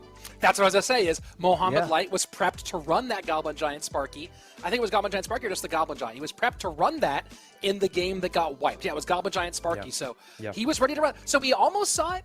We got very close to seeing it. Didn't quite see it. So we still have a couple of good chances here. And keep in mind, folks, that whoever wins this does go back up and face Clown again, either for Akaza, a rematch of our upper bracket final, or for Mohamed Light, revenge on on a significant number of matches. And I'd be curious to see who's taken the most matches in competitive play off of Mo this year. I would venture to guess that it might actually be Clown out of everybody in the world right now. I can't verify that for sure, but I'd venture to guess. But whoever does go here doesn't have to just beat Clown once, because Clown still has upper bracket protection, has to beat him twice. So that's going to be quite an interesting situation if we do get there.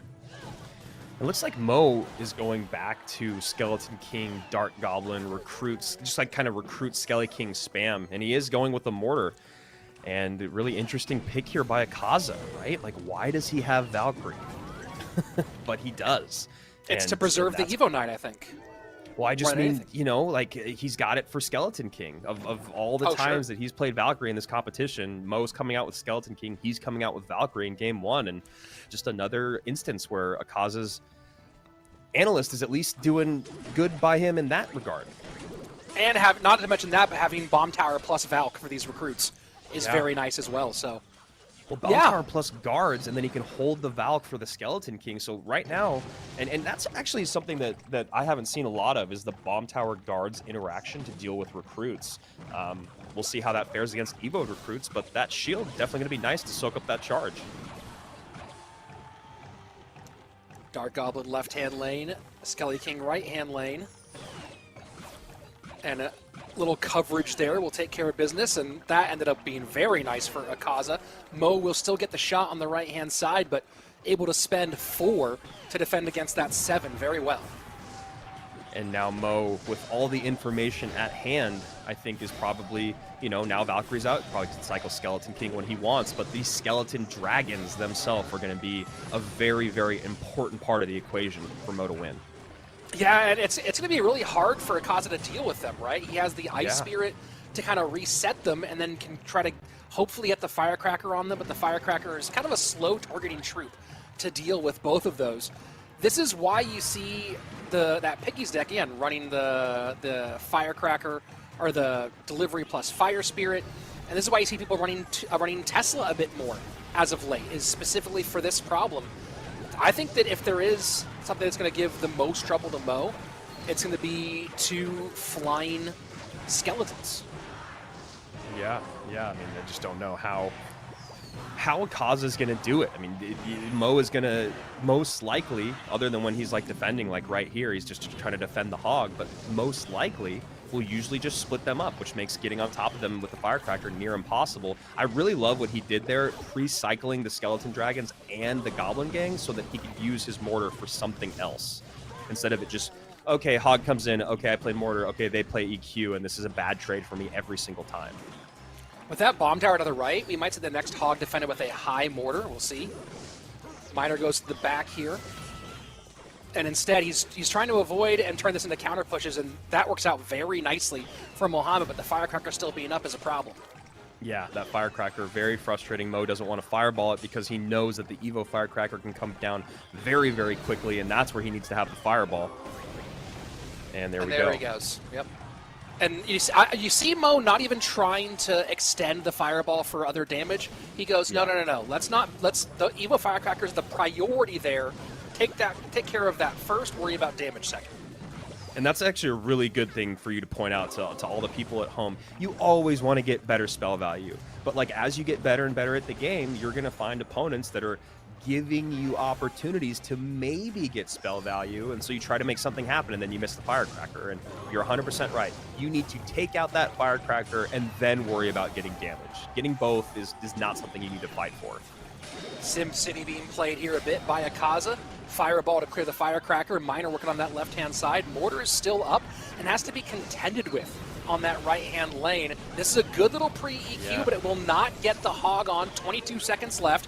Miner now going to go right into the back. It's a good Ice Spirit. Fireball trying to make room for the Miner. Not going to do it. Great guards.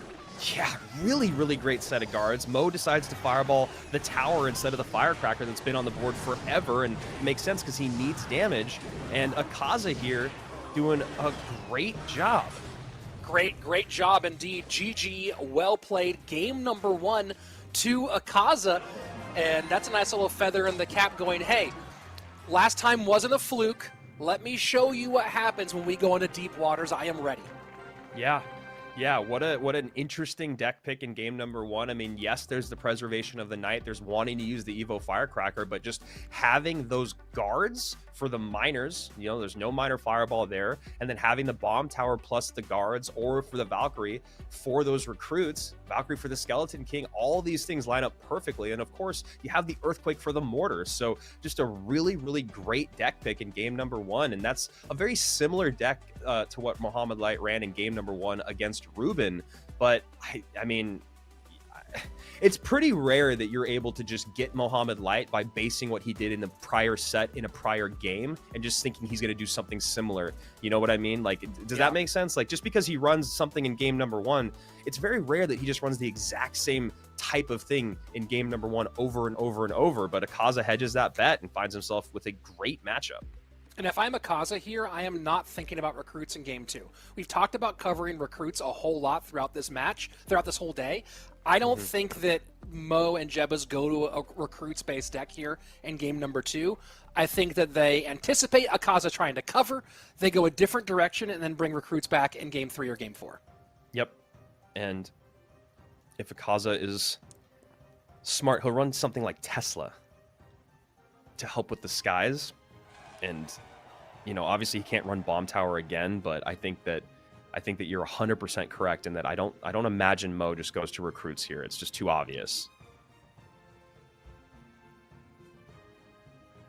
And a And rare staring contest here. yeah, long stop and stare here.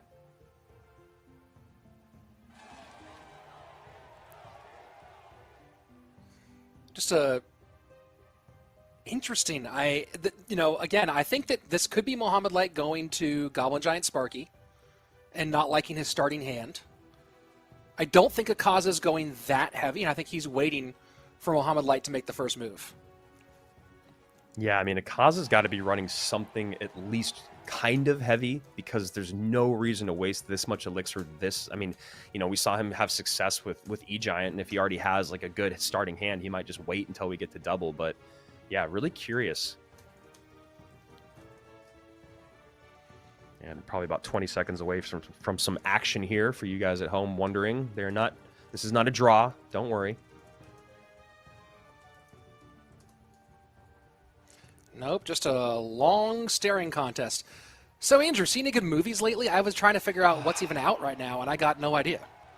Well, I do want to watch The Killer, and I do want to watch Killers of the Flower Moon, but I haven't seen either of them. So that's me. My fantasy team is not doing great, but I'm not out of it yet. How about you? Any good movies? How's your fantasy team? 1-6, and Hey, I don't even got know what that movies. done. And still, Wow. there we go. Finally, I would have thought with 5 seconds left we would have seen that, but instead, here we go, and not what I anticipated. No. Double dragons in both directions. Mo comes out with the Ice Wizard and the Freeze. Okay. Okay. Okay, a little bit of Loon Freeze, it appears, with barbs. Okay. Interesting. Is that in both directions? Like, are they What? both running a version of Bowler Loon Freeze? What in And also, how? What? Why?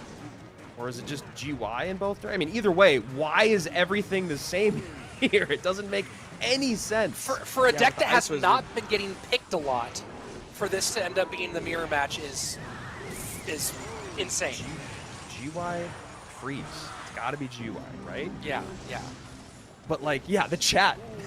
No way. Like, yeah, no freaking way, dude. This is wild. This Anthony guy, I think it's just Jebba's, and he's trolling us. He's got another account, and he's just trolling everybody. Yeah, right. It's going to be the greatest hoax in Clash Royale history. He's like, who else can beat Mohamed Light but his own analyst? This is It's been an fascinating. inside job for years, getting paid by other players. Yeah, this is...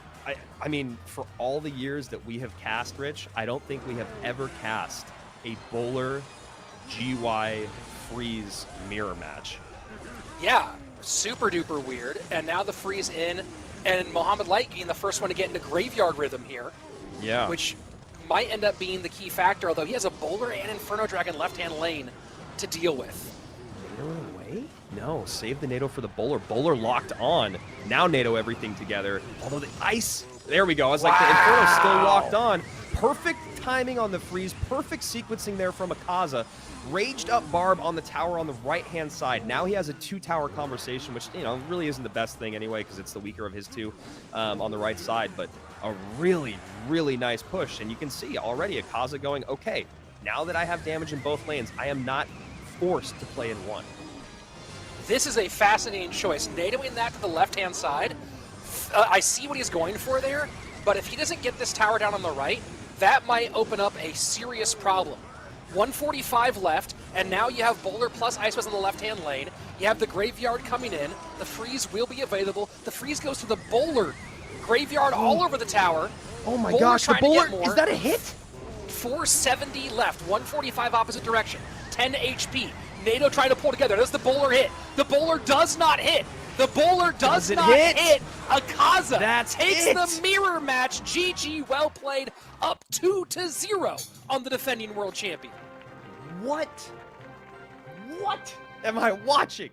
This is one of the wildest mirror matchups I think we've ever seen.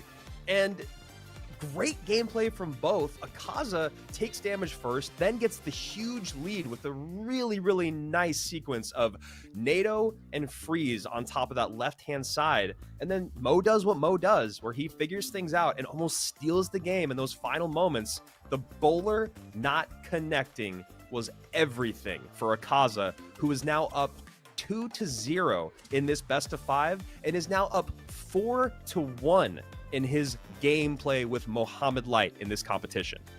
This is absolutely wild. Absolutely wild.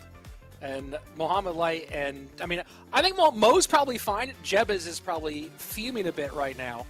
And I'm very curious to see what he cooks up here. Now, here's the interesting thing, right? Is I'd rather be Akaza in this situation, right? Up 2-0. But this is where this matchup, this is where this ends up being done, right? Is can you, with all that information, knowing your opponent has 16 cards unavailable, can you put together a game plan to come back and win 2 in a row and give yourself that game 5? And I'd love to be in the room right now as Mo and Jebez are going through their deck choices. Yeah, I mean, we've talked about this. We talked about this last year, and it's something that we just dream can happen at World Finals. It's tough because a lot of people don't have real-life filters, but I want to hear what coaches are saying in between games. I want it so badly. I want it more than almost anything. I want it more than a Goblin Giant nerf or a Recruits nerf. I want that so bad. Here we go. Let's look at this chat. It's pretty fun. John Ochen, Mohammed Dark. Is that Akaza's new name? I don't know. We'll find out. Did Akaza come out of nowhere and just decide to dominate the world champion? Another person, I for one welcome our new Lord Akaza.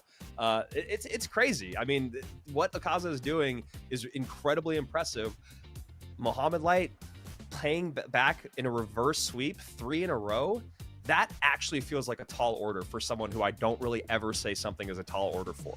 There's just so many opportunities, but he just starts one game at a time, right? That first 3 minutes and maybe to 5, but that first 3 minutes, Mo just needs to just play this like the first 3 minutes of any other game and get right back in the mix here. And like you said, Jebez is probably fuming, but this is a moment for him to get that fume away and really dominate this matchup in game number 3.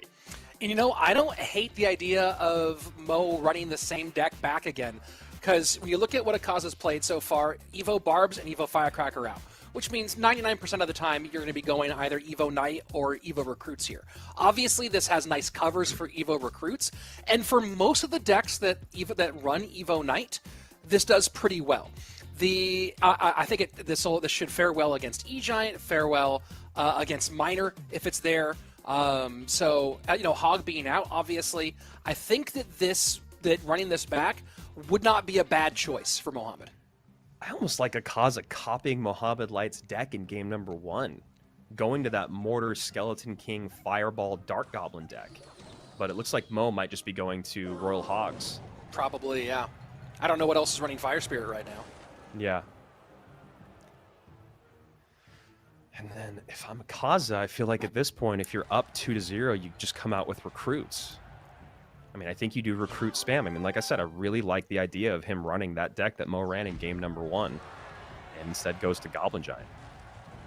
Okay. Yeah, also not a bad spot to be in because Mo's not running Recruits. He's going to have especially some if it's Goblin Giant Sparky. He's had some difficulty with these Archer Queens, though. I'm assuming he's not running a Lightning variation. Yeah. Could you imagine if he was? Yeah, right. That's where Jebez gets to phone-breaking territory. Lightning the bomb tower, lightning the AQ, and take the tower early. And yeah, that would have just been it. Mother Witch is going to be frustrating. There are some funky interactions between the Mother Witch and the Evo Skeletons. Here we go. Good little bit of damage. The Sparky low, and Archer Queen does not get in. So he has the Evo Knight to counter Archer Queen, and then the Sparky here. Yeah. Yeah, this Sparky is really interesting. I mean, he doesn't have enough elixir to really get a push together, so I think he just let this go. And then you can start to cycle these Sparky. Interesting. So he's going Goblin Giant afterwards, hoping the Sparky gets pushed? Wow. Don't hate that play. So delivery is great for the Sparky. Yep. The Evo Skeletons could be okay, but the Mother Witch is a problem. And then you have the Rage and Arrows for Akaza. which creates some other challenges. And then I think that the big factor here is now that Akaza is maybe in a better cycle position, that knight, as long as they keep it moving against the Archer Queen, going to be a real problem for Mo. Yeah, definitely, and that's why Mo is taking damage where he can, cycling this EQ early on. Ideally able to get back around to the second EQ if he needs it on these like big ground pushes that'll come across. Not an Evo Knight this time, so Mo's happy with that. And a nice Fire Spirit to soak up the shot. Yeah, and gets that Sparky into a lot of trouble. He might deliver here, might just log here instead. Able to just log as the tanking all goes down. 20 seconds left. So far, so good for Mohamed Light, whose back is against the wall. Remember, down 2-0, as you can see on the left-hand side in this best of 5, facing elimination in every game he plays for the rest of this match. Yeah, I mean, the thing about this deck is that Mo has to play like really perfect defenses over and over because it's just one mistake with his Goblin Giant beatdown deck, Goblin Giant Sparky deck is all it takes. And you see the Evo Skeleton starting to get in rhythm, and then Rage just erases them. So, yep. Unfortunate, but either way, 16-65. I don't anticipate Mohamed Light making any defensive errors. So Akaza has to get creative and find some way to break through that does not rely on Mohamed Light overspending or leaving himself thin. Yeah, and I just don't know what that is. There's just, I mean, like, you need the Mega Minion to snipe the bomb tower? Question mark? Like, right? Like, how does that even happen? And Piggy's tank on the right-hand side. Mother Witch late. Evo Skelly's. Rich, I asked for it yesterday, and it kind of happened. It kind of happened. The Evo Skelly's kind of popped off. Yeah. Yeah. And again, there's, like I said, there's some fun, like, Mother Witch, Evo Skelly interactions. But right now, it looks like it's just going to be lather, rinse, repeat, get the tower down with some EQ cycle, and get ready for game number 3, or game number 4. And just to again, for people that are having any issues at all with the streaming on YouTube, yeah, those Evo Skellies popping off just was enough to distract Akaza for that Archer Queen to get on that left-hand tower. If you guys are having any issues at all with your streaming on YouTube or on Twitch, you can go to the other platform, and hopefully you'll have a little bit more success there. I've seen a handful of times people talk about that. So, just to let you guys know, we are streaming on Twitch, and it's very easy to find. It's just RoyaleMSTRS, just like here on YouTube. And taking a look at the matchup situation here, this exact matchup, not much data on it, but on what we have with a small sample size, still pretty even overall. And Mohamed Light just playing that one very clean. You saw him not really give opportunities for the Mother Witch to get in rhythm, right? And that was really key for him in this matchup. And then he was also consistently ready for when the skeletons would get taken off by something like the Rage to back that up with more defense. So nicely played by Mohamed Light, and he finally gets on the board here. That should say 1 for Mohamed. It's now 2-1 overall, and first one down, 2 to go for the Pharaoh. That's right. Akaza is hoping he can take. Akaza has 2 chances to put together the biggest win of his career and the biggest payday of his career. But man, you got to feel like he's feeling the pressure now that he gave up 1.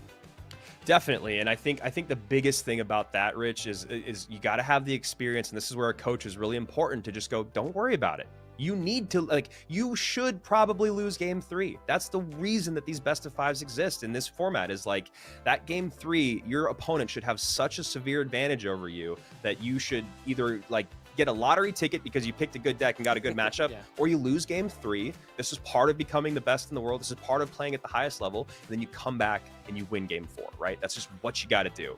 Obviously, if you lose game 3 and 4 and you're going against Mohamed Light, he's got the momentum. Now they've got the deck information. That's a lot of trouble to be in.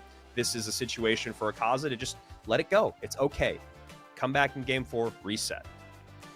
And, thinking about with Mo now having pigs out, delivery, the bomb tower, I wouldn't be surprised to see Akaza now here. He still has recruits open.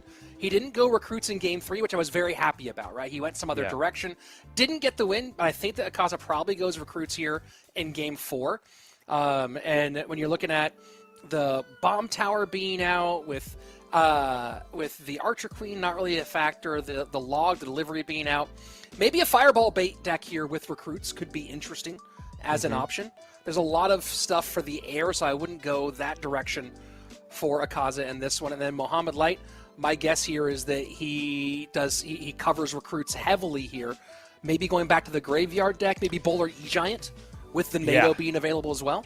Yeah, I really like the idea of going heavier with Bowler in some form, or going to GY. I like GY a lot. I also, and I said this before, I still like that first deck that he ran, even though he lost with it. I think that maybe because you have to anticipate recruits, maybe you drop the recruits of your own, maybe mix in a different Evo, and you stick with the Skeleton King. Not 100%. You throw in Valkyrie, just because Valkyrie did so well against your recruits, but that's a lot of changing. I don't know if that deck still synergizes well. Akaza might just be going Ram Rider recruits now. I mean, I like the idea of a recruits deck here. I think I'll have a Ram Rider deck here, obviously, but the recruits deck in any form, probably the right call. And then for Mo, I mean, this would be a great time to bust out Bowler and Graveyard. And maybe he does just go right back to the first deck. Looking like it. Yeah, the Fireball bait here with recruits is kind of what I was thinking was the pick here for Akaza, and that's what he goes for, unless he's running something other than recruits, which I would be surprised. That same reason was why I was thinking the Fireball deck, right? Because that Flying Machine just becomes a lot less threatening, and you have the Skeleton King to help deal with the splash that you need. Dark Goblin. God, I still love Dark Goblin so much. Miner tanking for it. Dark Goblin just taking that tower down below half health, below 1,000 HP, 991. And now this is where you really start to feel the pressure if you're Akaza. Yeah, that was a lot. You're just sitting there going, can I please? I have nothing that's good for this right now. And decides to just reset here with his recruits split 3-3 in the back. I think that because Bomb Tower's out, it's just a little too obvious to go to recruits pigs, and again, that's why I thought it was a great idea to go back to a similar version of that first deck that we saw Mo run, and he's got him covered now in all bases. He's got Fireball for that. He's got Skeleton Dragons that are going to be a little frustrating to take care of. They're always going to bait out that spell, and then he's able to do what you're seeing here, is overload and stack souls. And look at that. Wow, Paul's good game. Just doesn't have anything for it. Way too much. Yep. And Mohamed Light doing Mohamed Light things here. Jeb is also doing Jeb's things here, as we are now clearly headed to game number 5 in our lower bracket finals. This is a very, very big time match. You talk about going from 1,000 to 2,500 to the opportunity to play for 5K. And right now, the best in the world going for the reverse sweep. Yep, this is kind of Mohamed Light's MO, right? This is Mo's Mo, if you will. Yep. It's let you feel like you have the window of opportunity, but can you do it again and again and again? And if this was a best of 3, we'd be done, right? Mohamed Light would already be it'd be finished, it'd be over. This is a best of 5. You're going into deep waters. You're having to really beat him. You have to beat Mo 3 times without losing 3 times, right? That's a lot to handle psychologically and also from a deck picking standpoint. Yeah, and then, to go back to the deck picking, I'm going to pat myself on the back one more time. Pat Jeb is on the back here, because now that same probably frustration that Jeb was experiencing through the first 2 games has got to be how I think Anthony is feeling through these last 2 games. I mean, yes, game 3 is a situation where you're going to lose, but game 4, that's when you went back to figuring out how to edge out your opponent, get a good matchup, and you went to the number 1 option.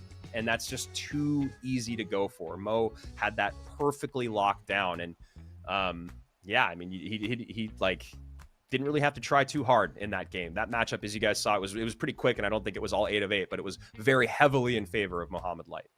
Very much indeed. And as we go into the final game, talking about what's off the table, Mohamed Light has actually used champions in 2 games, which feels like we don't see that, right? So I doubt we'll see a champion in game 3 here unless Mo decides to go either drill or for some reason E-Giant and runs Golden Light with it. Skeleton King is gone, Archer Queen is gone, so I don't think one of those 2 is likely to happen. The log, EQ, delivery, fireball all out for Mohamed Light. So this does lend yourself towards something potentially that runs lightning. We know he's liked Golem before. Golem Pump could be okay with EQ. Earthquake not available for Akaza. I think that something heavy, either E-Giant or Golem Pump, might be the direction that we see from Mohamed here. Yeah, that's how I'm feeling. I feel like E-Giant is a pretty good place to go to. I'm also curious...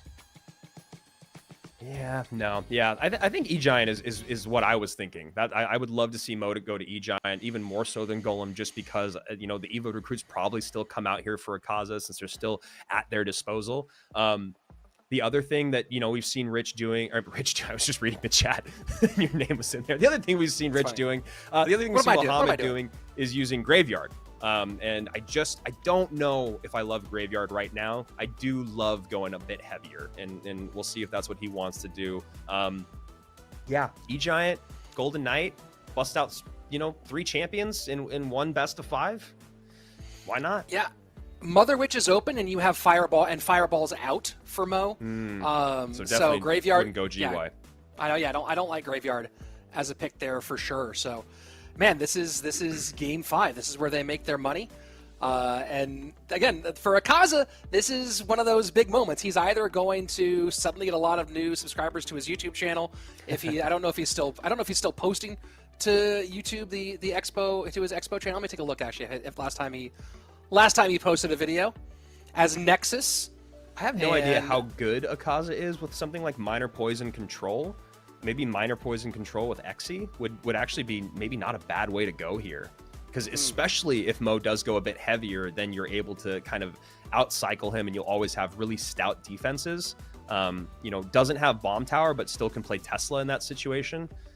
Mo could also still go to the skies. For some reason, I don't love going to the skies as much. But yeah, I mean, this is a situation I think where Akaza probably wins if it's E-Giant versus Minor Poison Control, but that's kind of what I want to see out of these two. Tasty, I don't know if we can get the... I guess we're going to end the game. Never mind. I was going to say, I don't know if we could get the look at the bracket, but this is the lower bracket final.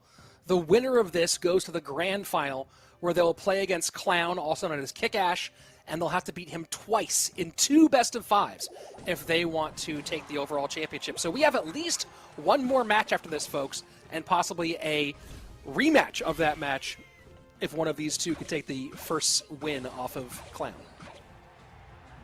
So Akaza goes Dark Goblin. And then just leaks a ton of Elixir. And it does look like Mo is going to E-Giant, so... And maybe Akaza goes copy deck? Because I don't hate that either. The Dark Goblin and the Mortar are more than enough to deal with an E-Giant. This is very spicy, Rich.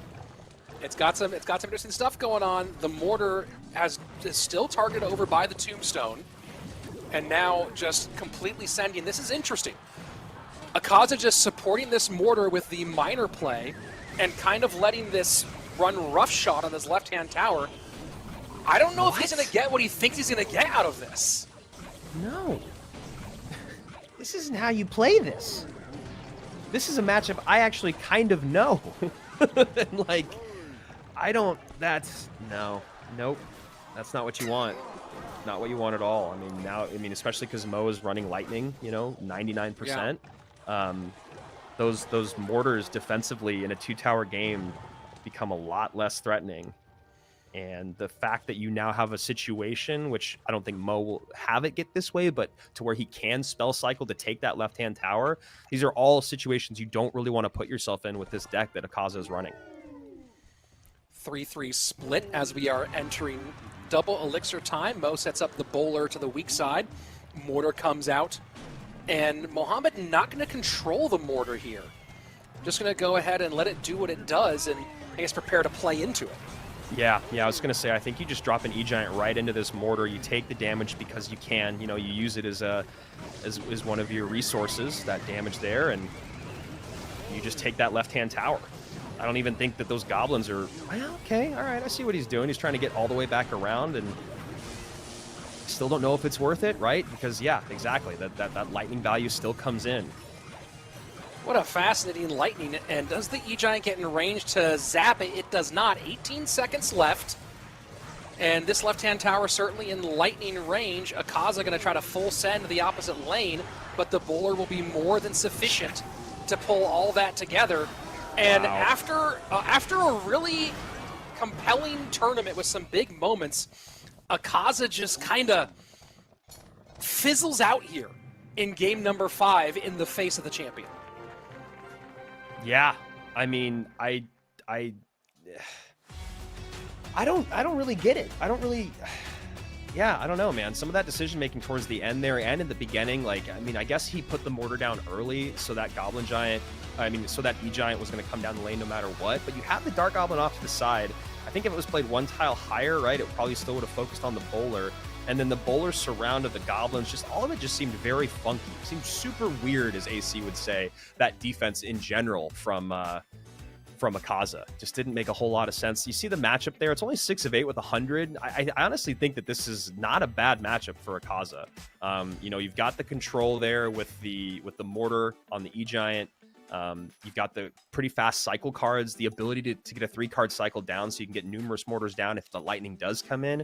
And since you don't really have, I guess the bowler maybe makes it almost impossible to create opposite lane pressure. But yeah, I just feel like some of the decision making there from Akaza was a little off considering how well he played throughout the entire weekend. And Rich, maybe it's just nerves.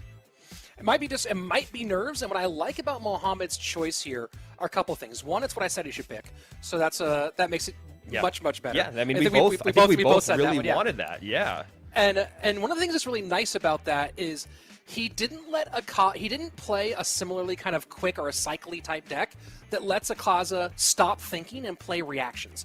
Instead, he played a slower, more methodical deck that forced Akaza into decision making, as opposed to just playing with his lizard brain.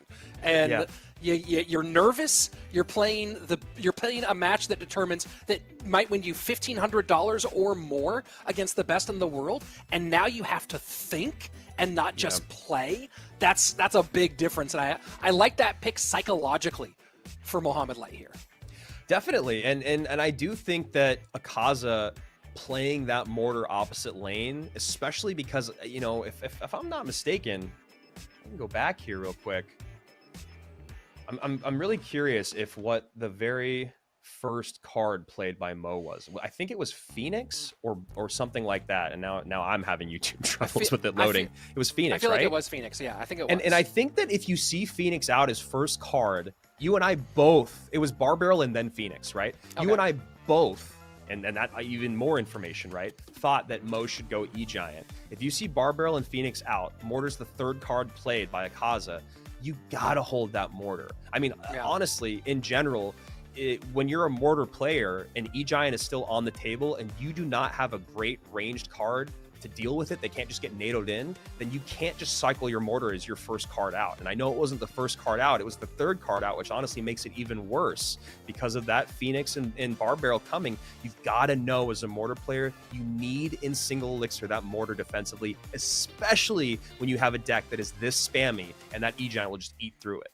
Well, either way, the choices led where they led. Let's take a look where we've gotten to with our bracket, as we are not done today. We have at least one more, if not two more matches, as Mohamed Light has done what he does, drop into the lower bracket and then crush dreams over and over and over again. Now into the grand final against the guy who I believe has beaten Mo in match play more than anyone else this year during competitive play. And again, I'm not 100% sure, but it's fairly likely that this is the guy.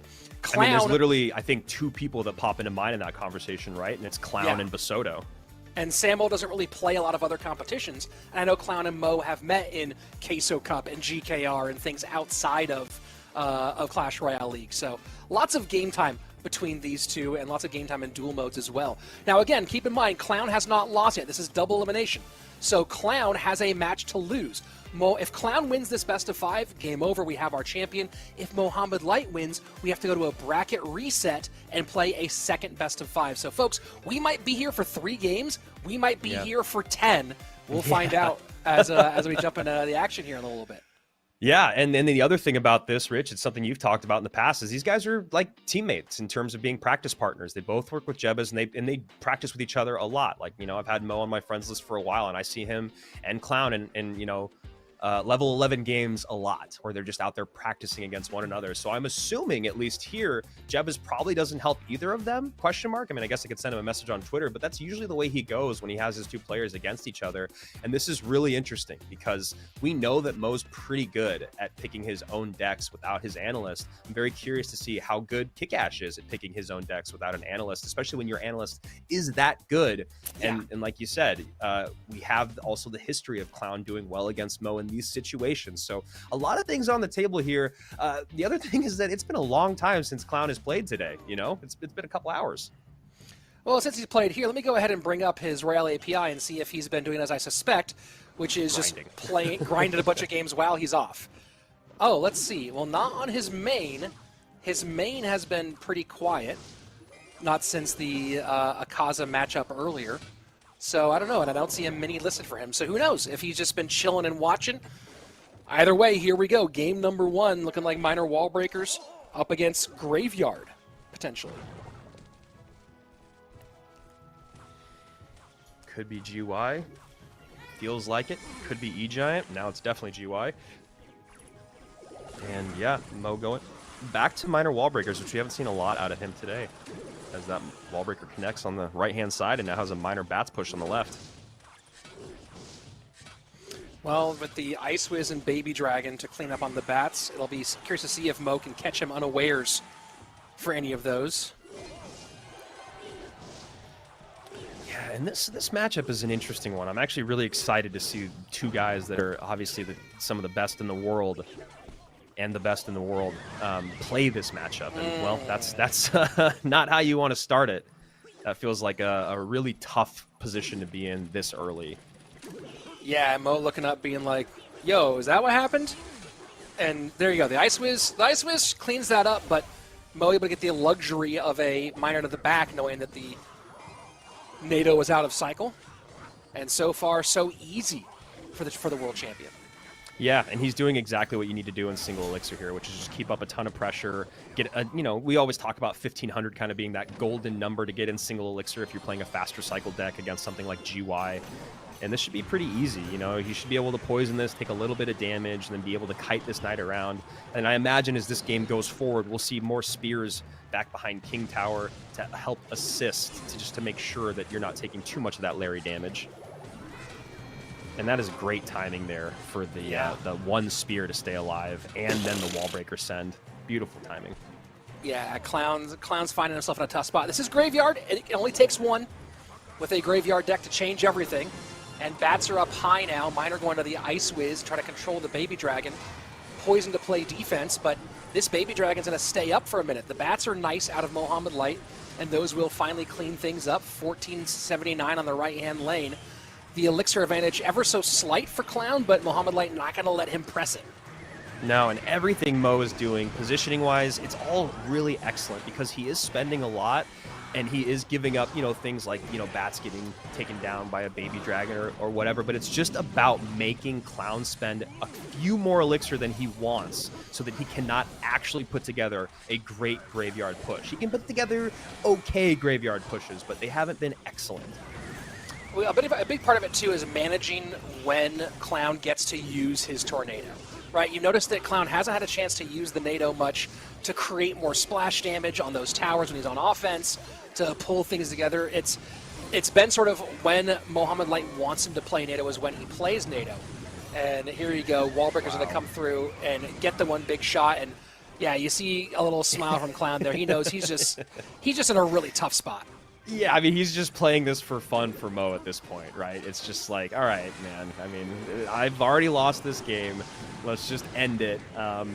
And, you know, for all the things that Mohammed Light did perfectly in this, he made it look a lot easier than it actually is. You know, knowing what's in cycle and when it's in cycle, changing up his minor placement to bait out more elixir. And, you know, you get to this point where you're a minute left, and this is where Clown is supposed to win the game, but he's just way too far behind. That's literally what you have to do in this matchup if you're a Graveyard player, is defend, defend, defend, and then in triple elixir steal the game. And usually your opponent is not as good at Mohammed Light at putting together that dual lane pressure over and over. One of the biggest things, and he has a bunch of videos on his channel of playing this deck, one of the biggest things he does is he supports his spear goblins after they play defense. I know that's so small, but the amount of times he throws a knight in front of them and gets him, he'll send himself to 0 elixir just to put that knight in front, and that's what you have to do because it creates just enough pressure to where you can get back creating pressure in the opposite lane. Yeah, when 2 elixir can turn into a lot more value, that's just a huge value proposition for you. And you see, again, this is interesting because the casual matchup here has this 60-40 in favor of the splash yard play. And I think a lot of that is players, kind of doing the same thing with their minor wall breakers play, running the wall breakers into the tombstone over and over again.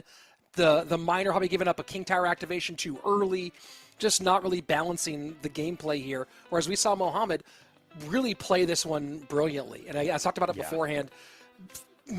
Not letting Clown dictate when Tornado's involved, instead forcing Clown into positions where he needs to play Tornado and then using that to create more damage. Just very, very nice stuff, as you'd expect from the World Champ.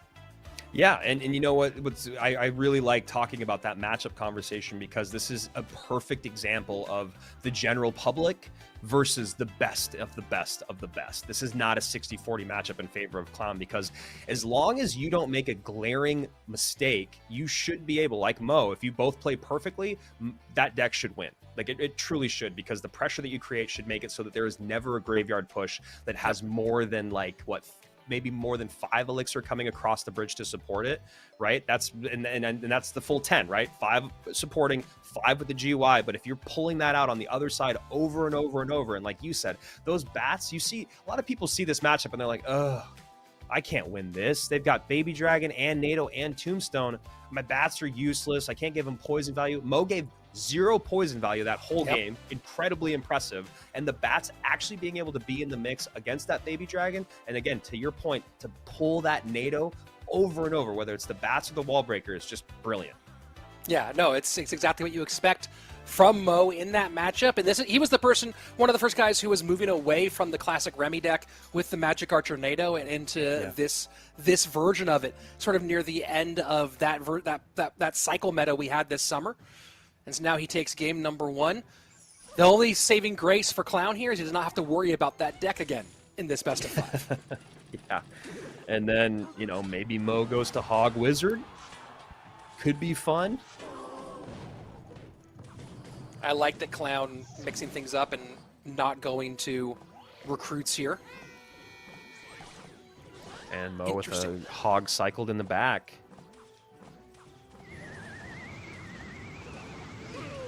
So is this Hog X, is this X NATO? Because of the Valkyrie. Clown out here getting creative. Yeah.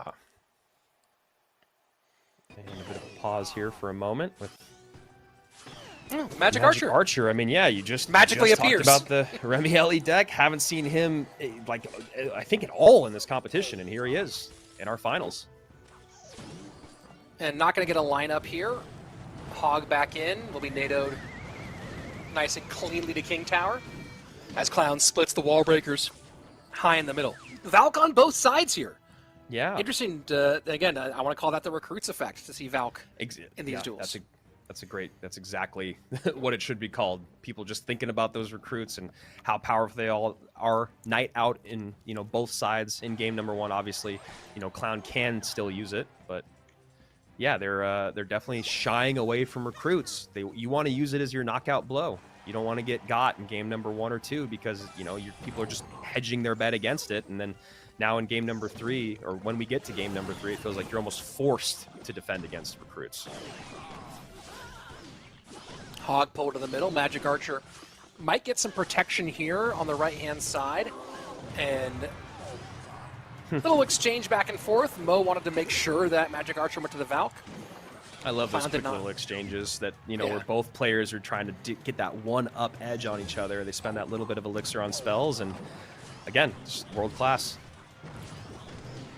And now with the King Tower activated, we're going to see a lot more of Clown trying to go Bomb Tower or alternatives to the NATO for that damage for this reason exactly. so we can get these lineups at the Magic Archer, and that's a pretty successful one, 20-37, down to 21-70. That little extra shot was pretty huge. Valk protecting forces the snowball out, so Mo has to spend just a little bit more here. And Clown doing a great job of playing one lane, but playing it in a way that is forcing Mohamed Light to play backup after backup. And this is a nice little sellout by Mo, because it felt like a moment where he might just take a pause because he was behind in Elixir, but he ends up making the Elixir advantage from Clown be used for defense instead of offense. So nice decision-making there by Mo in a moment where it felt like he could just reset back to 10, but he was able to keep it from his opponent getting too much out of that. And nice thick push to the left-hand side. The high bomb tower plus Valk trying to go to work here, and the Evo Skellies will be enough to keep that hog off the tower. And does Mo have the Elixir? No, a nicely timed and placed Valk Ice Spirit combo.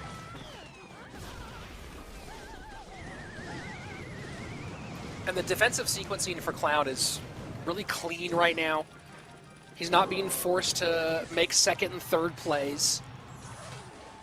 He's just comfortably making sure he has the entire board covered. Yeah, and he's doing a really good job of that, and this is a really nice thing because he's using that King Tower HP as a resource until we get, you know, deeper into triple, and then he can start playing those defenses a little differently. Bomb towers, you know, in the center, NATO's pulling up to the middle as opposed to pulling the King. He's really made it so that that Princess Tower is not really in any danger as of right now, and he still has great responses. So he goes Bomb Tower first. Now he's back to NATO. He misses the NATO, though. Wow. That is a big miss NATO. Yeah, I mean, I was about to say just how brilliantly Clown was sequencing things in that moment, and that Mo, that hog cycle was a little bit hopeful, was the best way to put it, and the hope did pay off. A little mistake. I still don't know if it'll be enough, though. Down by almost 200 HP here. 1527 to 1546. Mohamed Light can get back to an EQ though. And a snowball plus Skellies to catch. That's really nice. Does the NATO do enough? 1411, 1384, the last tick of the earthquake. Wins it for Mohamed Light. It's hard to get thinner than that, folks. 2 up, 2 down for the Pharaoh.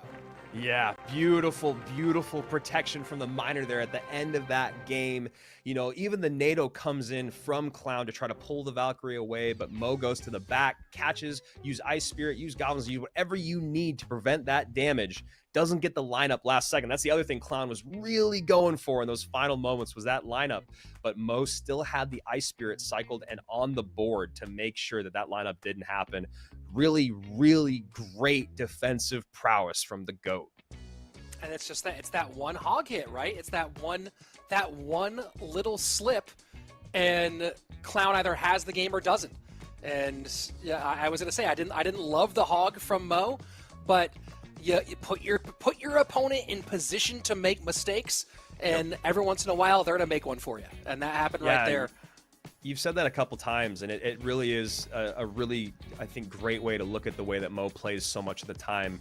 He is a guy that uses every second of that 5 minutes to its utmost, and then you add in the fact that his defensive decision-making is by far and away the best in the world. So a lot of times he just creates a little bit of pressure and makes you make that mistake. You know, how often does Clown miss a NATO? Especially when he knew what he needed to do. He had the bomb tower down early, got the first hog, had the Magic Archer helping out, going the opposite lane, got the defense up high to stop, I think, whatever tank was there, and he's got the NATO back in cycle. You know it's going to happen. And you just make that mistake, that pressure, and now we're in a situation where Clown has to win out if he wants to win this competition in this first set. Every time we talk about a super grand final with Mohamed Light being in it, you don't want to be in that situation. I don't care if he came from the upper or the lower bracket. You are probably going to lose that set. Yeah, that one gets you stressed. And man, you know, you think about it. When the hog came down with the Valkyrie behind, when you're starting to get into that deep portion of the game, that double into triple elixir portion, that hog Valkyrie starts to get a little bit scary, right? Because you're thinking about multiple things at once. You're thinking about not just the offense you're creating, but now you're thinking about making sure you NATO that hog under the Valkyrie, get it to tower, and control the Valkyrie as well. Just trying to do lots of things all at the same time, and it's very easy to either mistime that or have it one tile off. You're doing so many things at once. So but Clown's a phenomenal player, and Mohamed Light though just put him in a tough spot and won a hard matchup here in this one as well. And now it's the other side of things, right? We saw Mo pull off the reverse sweep in the BO5 that we just watched. Yeah. How deep can Clown go here on this one? Because again, as you said before, I don't like the bracket reset if I'm Clown. No, absolutely not. So Clown in what feels like a must-win out situation in this set, even with a life to give. I don't care who you are. Going into that Super Grand with Mo is never a good spot. So Clown sets up with a tombstone here, and Mo responds with a rage. That was the other thing that Mo did really, really well in that other game when he was running wall breakers, was he was going up against tombstone, and he would spend logs to just make that tombstone not be on the board as long as it was. And that log attention made it so that wall breakers could break through behind a tank more often than I think Clown or whoever his opponent was expected that to happen. Another thing about that last game before we focus fully on this one, which interesting deck here from Mo, is that King Tower gotten so low that Clown now had to start to think about the King Tower damage as well as a factor in the game. So just a tight one all the way around. What a game. And now we go into Mohamed Light and Clown for game number 3, and Clown looking like GY Freeze. Yeah, this is not my favorite deck to see, but you know what? I do love a little innovation. And then, yeah, E-Giant coming out from Clown here, which I do like the call of the E-Giant with the bowler here. I mean, E-Giant bowler we've already seen have good success. Bowler behind E-Giant, you can kind of NATO everything together, but also just because, you know, there's still the idea that you got to think about the 6-man. So lots of action here so far, leads us to a little breather as both players reset to 10. 316 HP, the difference with Mohamed Light in favor. Mo happy about something down there. Wow, Giant GY. Haven't seen it at all in competitive, and we see it twice today. Yeah, suddenly all the rage. Speaking of which. Yeah, I mean, that is a great rage push on the left-hand side. Now trying to play the tower trade game is Clown. Is he going to be able to do it, though? Mo is a guy that usually does not like to trade towers. He likes to let you think he's about to trade towers. Yeah, that Evo Knight is a little bit... There's a lot here. There's an Evo Knight. There's a baby dragon. That's perfect. 20 seconds, I don't think that's enough. I think you can get another set of zappies down and stun this out just long enough. Zappies low. NATO tries to pull it all in. And that's going to be a GG. Wow. Wow. And look at Clown's face, man. He's just like, what do I have to do? What do I have to do? Well, I'll tell you what. You have to play Mohamed Light in another best of 5. Bracket reset coming your way. Bodied in the first one. I mean, for someone who has not run into a lot of adversity through this entire weekend, and the only real, it felt like, huge competition he even had in the qualifiers was Mohamed Light, he just goes a quick 0-3 in his life to give match when there's a lot less pressure. I mean, there's obviously the pressure of winning and money, but it's not like you don't have another opportunity to come back.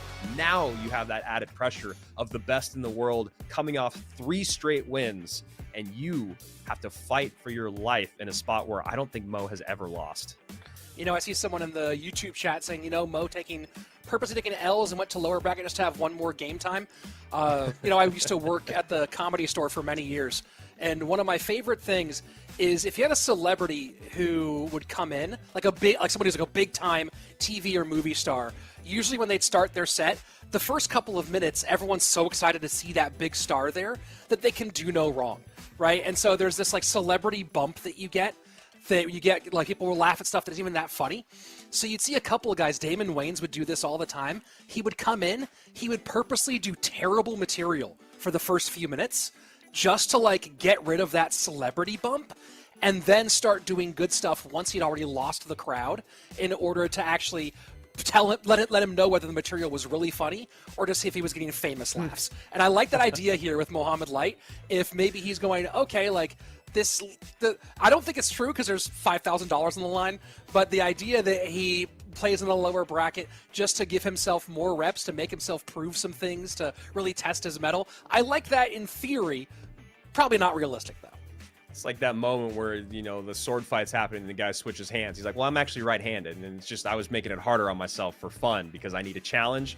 Yeah, we'll see if that's the case or not as we get into our Super Grand Finals. People asking if the competition's over. It is not over yet. We have one more best of 5. Now, it would have been over had Clown been able to beat Mohamed Light in that best of 5. But no, we are going to one more.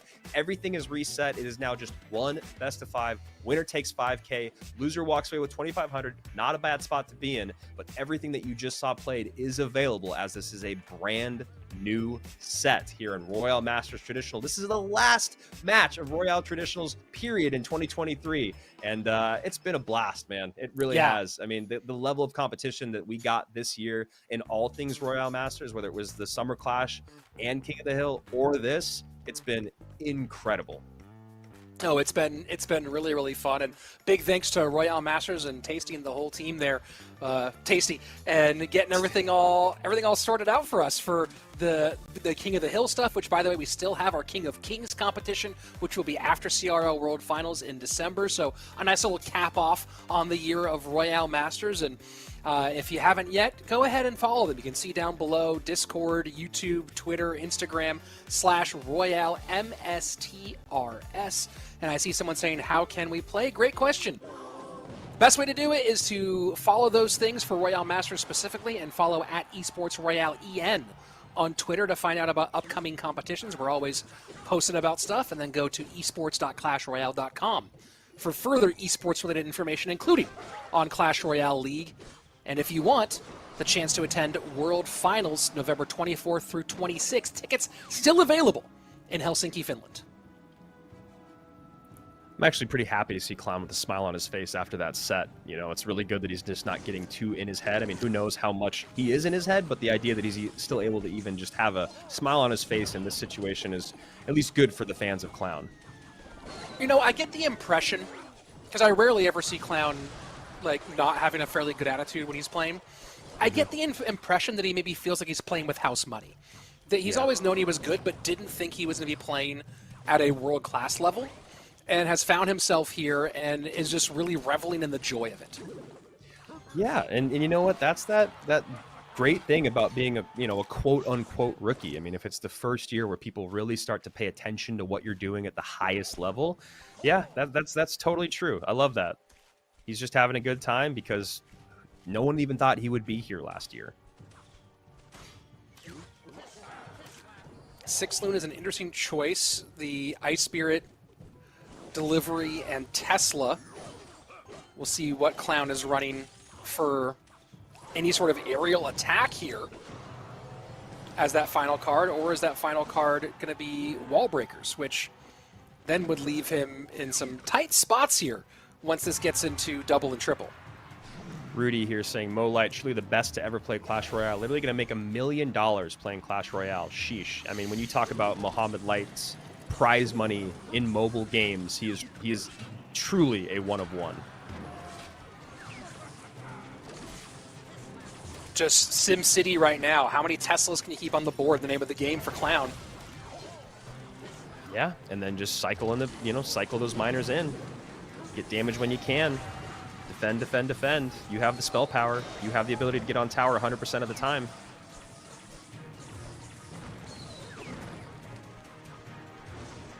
Mohamed Light going deep into the deck pool here. I don't think I've seen him run Sixloon anytime recently. Always fun to see him try something new out. Usually always learn something. Yeah, he's better than me at this deck. Yeah, he's better than most everyone with this deck, with any deck. So raged up Inferno gets a little tickle on that tower. Archer will get taken off the board with that log. Poison's doing nice work for Clown so far, helping him with the control aspect of this game and getting some damage here and there. When we get into some Evo recruits, I have my concerns. So here we go. Lumberjack. Will it rage up the Loon? Back to Tesla very quickly. This deck gets around so fast. Yeah. And I like that he's going to like minor poison control essentially in game number 1, just because, you know, it's kind of a good way to reset after having such a tough set. It's a good way to go back to a game that you know very well. Who knows what the matchup is actually going to be? He ends up being in a pretty good one here, but I just like the deck choice.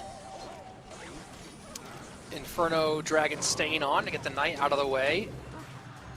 And now Miner having to pull here. Clown a little thin, goes high with the Tesla, Snowball to freeze it, and this Loon trying to make a beeline. I don't know if it'll even get death damage. No, very well held by Clown. Yeah, I mean, Mo just basically threw everything at the wall there. He even got an arrows in early. I think he got the first Ice Spirit down, and maybe Clown got all the way back around to another one. Not 100% sure because it happened so quickly, but both these guys doing everything that they need. And Clown just better defense and Miners on towers. Here you go, first Loon early. This is what I was talking about someone else may be doing earlier here when you get into triple. And so the first Loon, a lot of the responses come out. Will the Tesla be back around in time here? Poison, Snowball for the Tesla. This Loon gonna get held up by the Ice Spirit. I don't know if it gets enough. Delivery gets down there.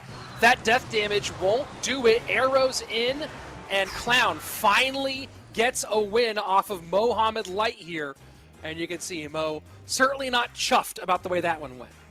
Yeah, I mean, those archers, if those archers connected at the end there, they were so close. If they each get a shot in, that's game over. And I think Mo actually steals it from Clown after Clown was in complete control that whole game. And yeah, I mean, I'd be annoyed if I was Mohamed Light too. He did everything he possibly could, but 12 Ice Spirits, 10 deliveries, and 10 Teslas make that a very, very tall order for archers to come through behind anything and for a balloon to ever get on tower. You have the poison, you have the Tesla, you have the Ice Spirit, and then if you really need it, you still have that delivery. So a lot of great things here. And it's funny, you look at the matchup, it's only 6 of 8 though. So you got to remember, even though it says 77-23, that's 6 of 8, and that does not tell you the true story of what we just saw. No, not at all. And you saw Mohamed Light go for the Loon, the setup Loon with the following Loon, which I wonder if he'd gotten that moving one cycle earlier, if he had done that twice, and maybe gotten a bit more breakthrough. I mean, that came down to under 400 HP at the end, right? That was a fairly thin margin for how well Clown defended the whole way through, so it wouldn't have taken much to change the story there. Yeah, I mean, I think what was really interesting about that is that Clown took like that small damage lead and then really used his miners mostly to be another defensive card on the ground to help with those recruits. So it was about as close as it can get, I think, is the fact that Clown really didn't ever go back on offense. He didn't really ever get that poison value. He kept using it up high because Mo forced him to, and just doing a really, really good job holding the line, and probably got a little bit closer than he would have liked. Like I said, if those archers connect in those final seconds, that is a 4 in a row for Clown to be losing to Mo. This win in game number 1 in our Super Grand Finals is exactly what Clown needed to kind of set him back on the right track, at least in terms of confidence. You know, poison delivery log all out. And Evo Knight. I like Mo's been enjoying the Royal Hogs Archer Queen deck. I like that here for Mohamed, right? 2 of the best Queen counters in the Knight and the Royal Delivery both gone. You know, Clown could go towards the Hog MK Prince direction here, which of course would create some troubles for some of those Royal Hogs. But I really like the idea of Mohamed Light going back to that Hog cycle deck. Yeah, you know, and even though it's just the poison, and And the Tesla, you still obviously have Bomb Tower available. I actually don't hate Graveyard either. Just with Poison being out this early on, you've got a lot more at your disposal. Goblins, Log, and Poison, all those being used is kind of is an interesting opportunity. You don't have to worry about the delivery coming down on stuff at the bridge. You don't have Goblins plus Poison or Ice Spirit and Log. All those are really great Graveyard counters. And then, of course, the Evo Knight up high to kind of set the line doesn't exist either. So really curious where Mo's going to go here in game number 2. And for Clown, I mean, I don't know. The world is his oyster, really. Well, can he find a pearl in there? Or will it just be a salty not fish? Royal Ghost? Firecracker. So Clown going to probably that MK Prince deck here. And so Mohamed Light going E-Giant. Yeah.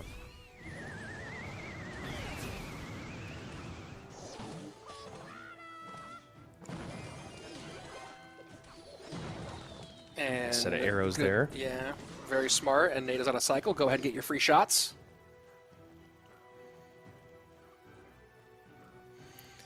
So yeah, I mean, the Pigs Archer Queen deck open for Mohamed Light. Clown goes with an option that could fare well against that one. Mo sidesteps and goes to E-Giant. I really like Mo playing E-Giant.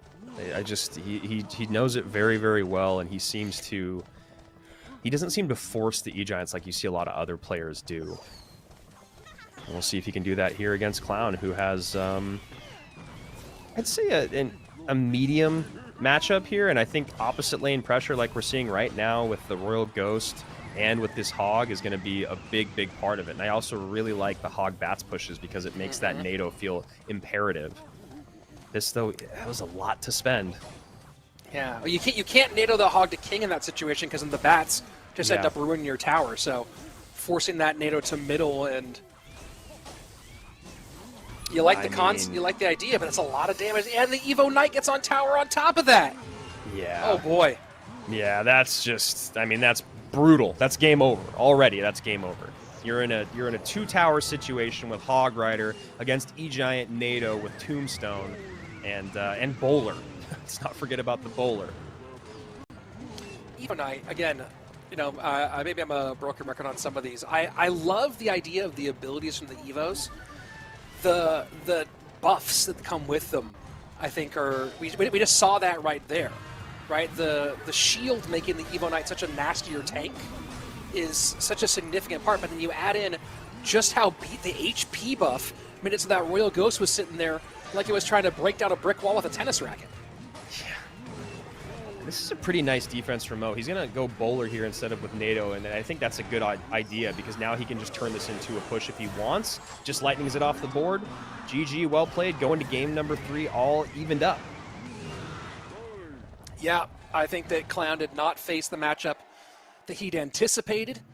And, you know, part of this game, part of the planning here is you can't be thinking A to B, you can't be thinking A to C, you have to be thinking A to D. You have to be thinking about that transitive property and getting a little bit further down the line with your thought process. And Mohamed Light did it. Clown kind of went with the first option. And there you have it, all tied up.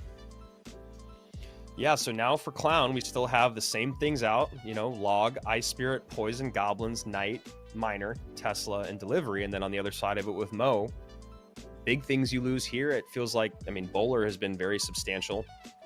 Knight and NATO, though, that's about it.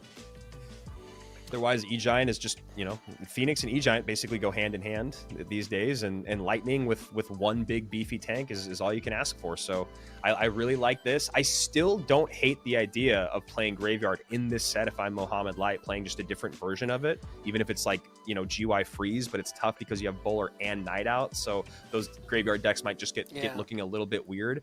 Realistically, what Mo does here is he just kind of goes to something like Cycly. He probably goes to either Hog or, like you said, Piggies, or maybe something like minor Poison Control here, just because, or like minor Wall Breakers, just because I think you're going into this game, you might as well see what you can get. Just play one of your decks you're the strongest with. Yeah, I like Piggies here. I wasn't thinking about the fact that Bomb Tower is out, which does make that that Piggy's deck a little bit less. I mean, now that we're in this game, right? Piggies are out. This is not the. Those aren't the. No, correct. Bomb Tower is still available. Yeah, wrong decks here that I was looking at. Let me go ahead and bring back up the correct ones. Yeah, so Bomb Tower is still available. I still like the Bomb Tower Pigs Archer Queen deck at some point here. And with recruits still available for Clown and Clown feeling the pressure, it's likely that he goes to something that is recruits based here in game number 3.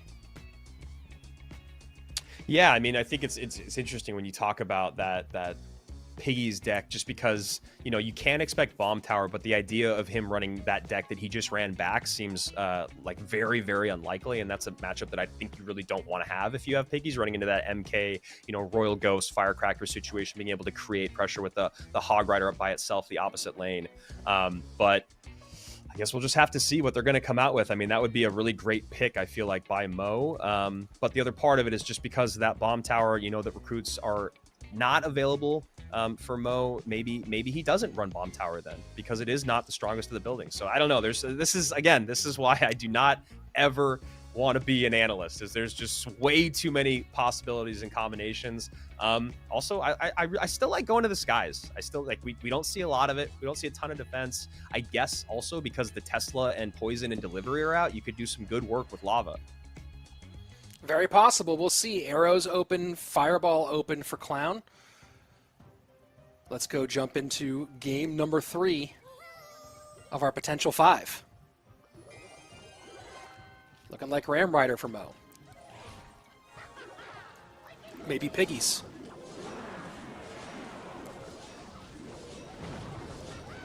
And I like that protection there with the little Fireball. Yeah. Sees the skeletons there from the Tombstone. Opportunistic play from Mohamed Light to take a fairly significant early lead, almost 1,000 HP, maybe more. Wow. Yeah, that Mother Witch gets on top of tower there, all those Piggies, and it's almost like Clown is just slightly deflated in terms of how he's playing in these last couple games.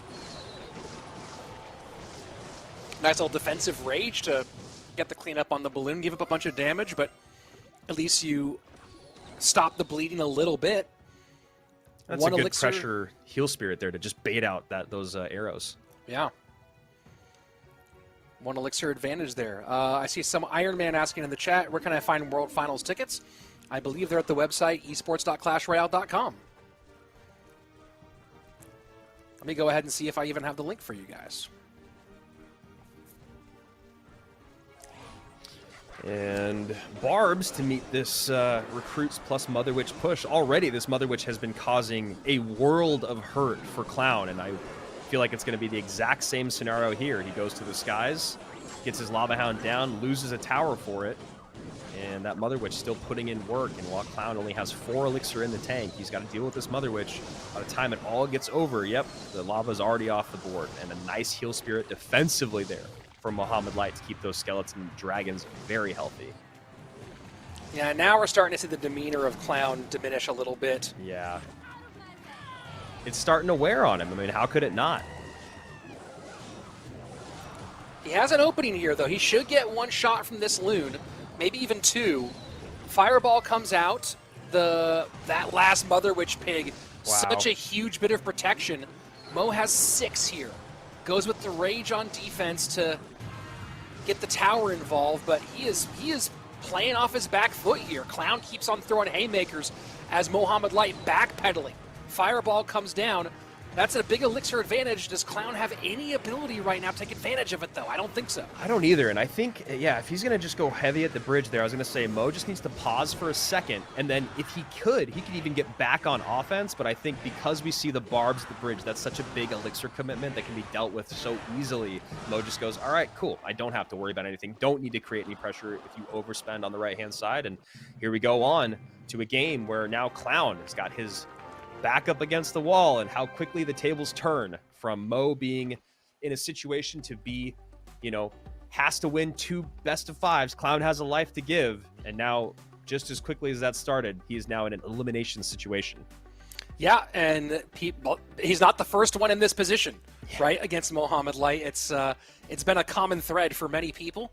And it's very, very difficult. And you saw Clown was throwing everything he could there at the end. He really nearly snuck through, but Mohamed Light, cool customer as always, not any sort of no errors. And you see, winning that matchup with only playing his Ram Rider once at the end defensively. Very nice stuff. Yeah, I mean, the amount of value that Mother Witch got. And I guess, you know, if we look at the fact that Clown already used poison, you know, I guess they just weren't expecting him to run Fireball, or I don't know. The idea that he had the 2 small spells instead, that Mother Witch was the win condition. It felt like for most of that game, you just get her behind a pileup of, you know, Ram Rider, or excuse me, Lumberjack plus recruits, and those piggies just doing too much, too early.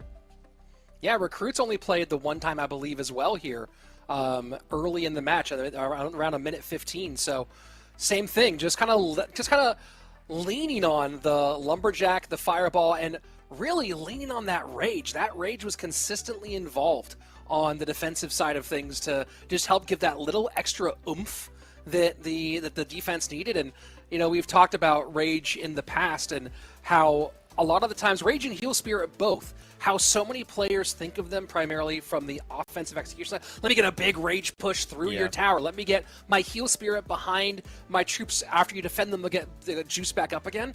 The value they provide on the defensive side of the board to do the same thing but from the front end, right? To make the defense happen and then allow you to have more time to build that counter push.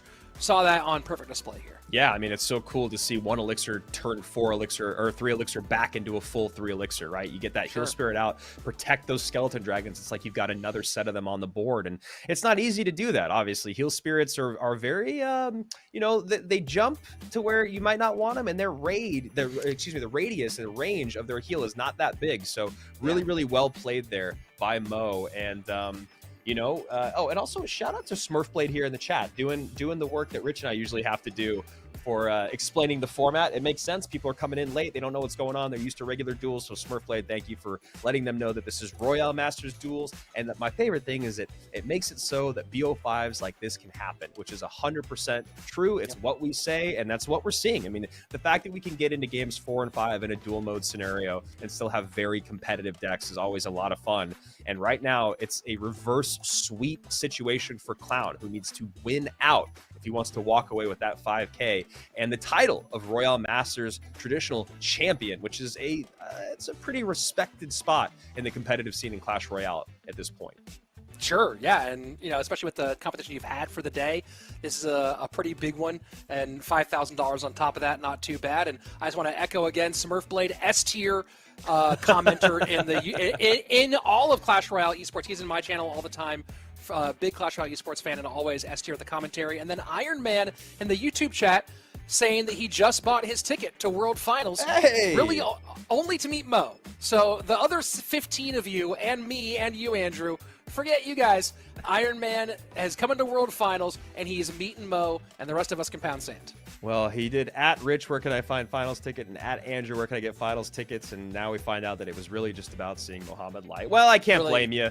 He's a good dude. He's a good dude. You'll have a lot of fun meeting him. And that's the other thing, again, just a quick thing is pretty much all these pros, when you meet them in person, are all really great dudes to be around. So obviously for the gameplay, but also just the community there is really cool. I know you and I are both incredibly excited and thrilled / honored to be back once again for World Finals. And of course, our good friends Juicy J and Joshua AC Sharon will be joining us there. But right now,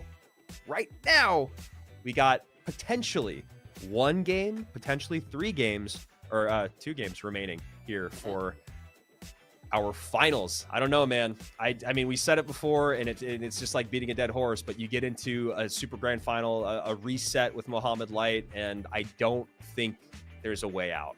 I really don't. Yeah, don't do that. Don't get into a super grand final with Mo. I think that's the first. You know, there's 2 rules I think are important.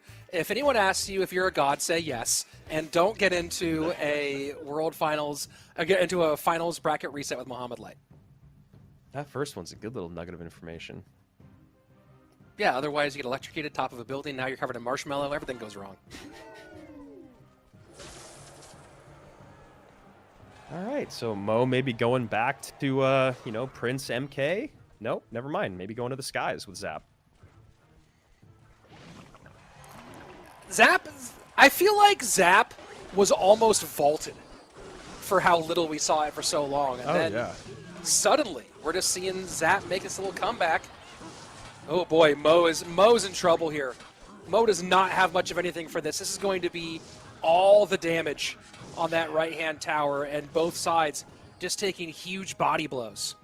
Yeah, he spent a lot on those barbs plus minions and didn't really get a whole lot out of it, especially because it was 4 recruits going into recruits plus skeleton dragon. Add in the E-Spirit there for a little bit of flavor on the minions, and Clown ended up taking a lot from Mo on that. Leaks a little bit of elixir trying to make his decision here as this lava comes down. We'll see if he tries to turn up the heat in the opposite lane. And just going all the way behind it, that will bump the Loon over towards the cage, but the cage is just about dead. And this might be a pretty significant connection. You're going to get one, might get He's two, gonna get the and he second. does. Yeah. Wow! That is huge for Mo, and honestly, Clown, I guess he gets a little out of it from the brawler, but does not get the counter push that he needed to make that worthwhile. No, indeed. I think that I'm wondering if Clown's last card here is the Fireball. I don't think he ran that. Yeah, I think you're right. So, yeah, I think he has Fireball here, which does make it a little easier to break through against those barbs. So I think that Clown is pretty confident he can take a tower. Just the question is, can he do it and also not put himself in a really bad situation? Well, Mo has really nothing for these pigs right now. The Zap comes in to kind of slow them down and hope the barbs retarget. Doing a lot of cleanup, but not quite enough. 454 as those piggies break on through, and that Lava Hound was just unassisted on the other side of the board. So Mohamed Light making the bet now that he can break through and take this tower, because he knows that he needed to just defend that left-hand side and now go ahead and get this one on the right. But more likely than not, we're going to a game 4 here, folks. I know I've been the king of caster's curses, but you see the pigs going into the opposite lane here, so even if this tower does go down on the right-hand side, there's going to be a really big advantage on the left. And you see Clown making that calculation, going, it's not worth for me to try to fight this one. Let me just go ahead and give myself the lead and then go from there. Yeah, and Mo tries to make him make a little mistake here, hoping that those barbs or that Inferno can get a little bit more value. But really what ends up happening is the Lava Hound gets kind of ignored and has put in some good work on this King Tower. Now Barbarian supporting it. Miner goes in. Miner maybe enough with that Zap to reset. Yeah, he might get a shot, doesn't get the shot here, and Mo did everything he could in that moment, but just didn't have the juice for it. Clown, his cycle was in perfect shape to be able to control the Loon over again with that cage. Very nice stuff. And sorry, game number 5 to everybody asking. And really, really nice job there. Now he's just an arrows and fireball away, and here we go. Wow. Super Grand Finals. Mohamed Light sweeps the first match. Now here we are, game number 4. Clown going to be able to hold on with a little spell cycle to get himself out of this. And we are going to a best of 1 for $2,500 with 16 cards unavailable on both sides. Ah, you love it. You love it. How do you not love it? Hey, it's as good as it gets. Yeah, look, there might be a card you don't like. There might be 5 cards you don't like. The meta might not feel good to you at the moment. There might be tons of different things that bother you. But there are so few things that I enjoy more than getting this big best of 1 for everything. Best of 1, winner takes home $5,000. This will never get old for me. Great matchup there by Clown. Good deck pick. Was able to defend the skies very, very well. The recruits did good work against those barbs. The arrows plus fireball, more than enough to deal with the minions and push back those balloons if he needed. And of course, those lava pups struggling with those arrows on the board. And the skeleton dragon and the flying machine, just enough to take care of those lava hounds. Just enough to keep it going. Okay, so let's get to the conversation here, Andrew. Oh, good Lord. Here we go. All right. Poison log, delivery, fireball, and arrows all gone for Clown, which really paints him into kind of a tight spot, right? Because now, more likely than not, I mean, you're either going something that runs EQ or something that runs lightning, or you're just completely forgetting the idea of spells here in some crazy universe, right? But more likely than not, you're either going EQ or you're going lightning. Either way, I think that takes Golem off the board for Mohamed Light, right? Because not only does he not have NATO, but also now Pump is dead in the water. I honestly look at this and don't have a strong clue of what I think Mohamed Light should be doing in this moment. Yeah, for Mo, it's a little tough. Honestly, for Clown, I wonder if you just go to Hog EQ, but not the heavy version, and you maybe do an Evolved Firecracker. I think that's, I mean, it's like a very good deck that is still completely available, and you don't have to worry about as many buildings. You don't have to worry about the Tornado. You don't have to worry about the Ram Rider. You don't have to worry about the recruits. There's a lot available there. But in terms of getting back to what you were saying, if I'm Mohamed Light, yeah, I mean, this is tough. Okay, I mean, Mo Light, I mean, you don't have NATO he already available. went Ram Rider. That's when he won a game with that, so. Yeah, you don't have NATO Fireball. You aren't facing Cage or Tesla, so Bomb Tower is very likely. And you don't have NATO, so you can't really run a Graveyard version. You can't really run, yeah, like you said, you can't run Golem because you need that NATO. And it's unlikely that your opponent is running Ram Rider here, just from the pieces that are out already. Could be the case, but fairly unlikely. I mean, Evo Barbs, Evo Mortar, and Evo Firecracker. I mean, Hog EQ. Hog Lightning might be good. Like Hog Lightning with Executioner, if you're Clown, could be really, really good. Okay. Because also you still could see a Piggy's deck out of Mohamed at this stage. Yeah, that's what I was thinking, because I was like, you could see the Piggy's deck still, so maybe that Lightning is a really good bet to have for the building if a building comes down, and then if you hit the lottery, you're going to hit the building and an Archer Queen if that's the deck he comes out with. So I don't really hate that. If you go like, you know, Hog Xe NATO, but you do it with Lightning instead of Rocket, could be an interesting pull here for Clown. Again, this still doesn't really answer the question for what do you do if you're Mo, and I think the reason that I got to that was thinking about Mo running the Piggies AQ deck. So also, does he have... Mo just has Miner available still, right? Okay. He still just has like minor spears, bats available. He could just go certainly to like a minor control deck too. Well, Log, Fireball, Arrows, Delivery all gone, which definitely does give the Wall Breakers a bit more juice. That's for sure. But NATO is still active. Yeah. For Clown, so that makes that kind of a challenge, man. And I'd love to see like one of the spreadsheets of bang, bang, bang, bang, bang. Yeah.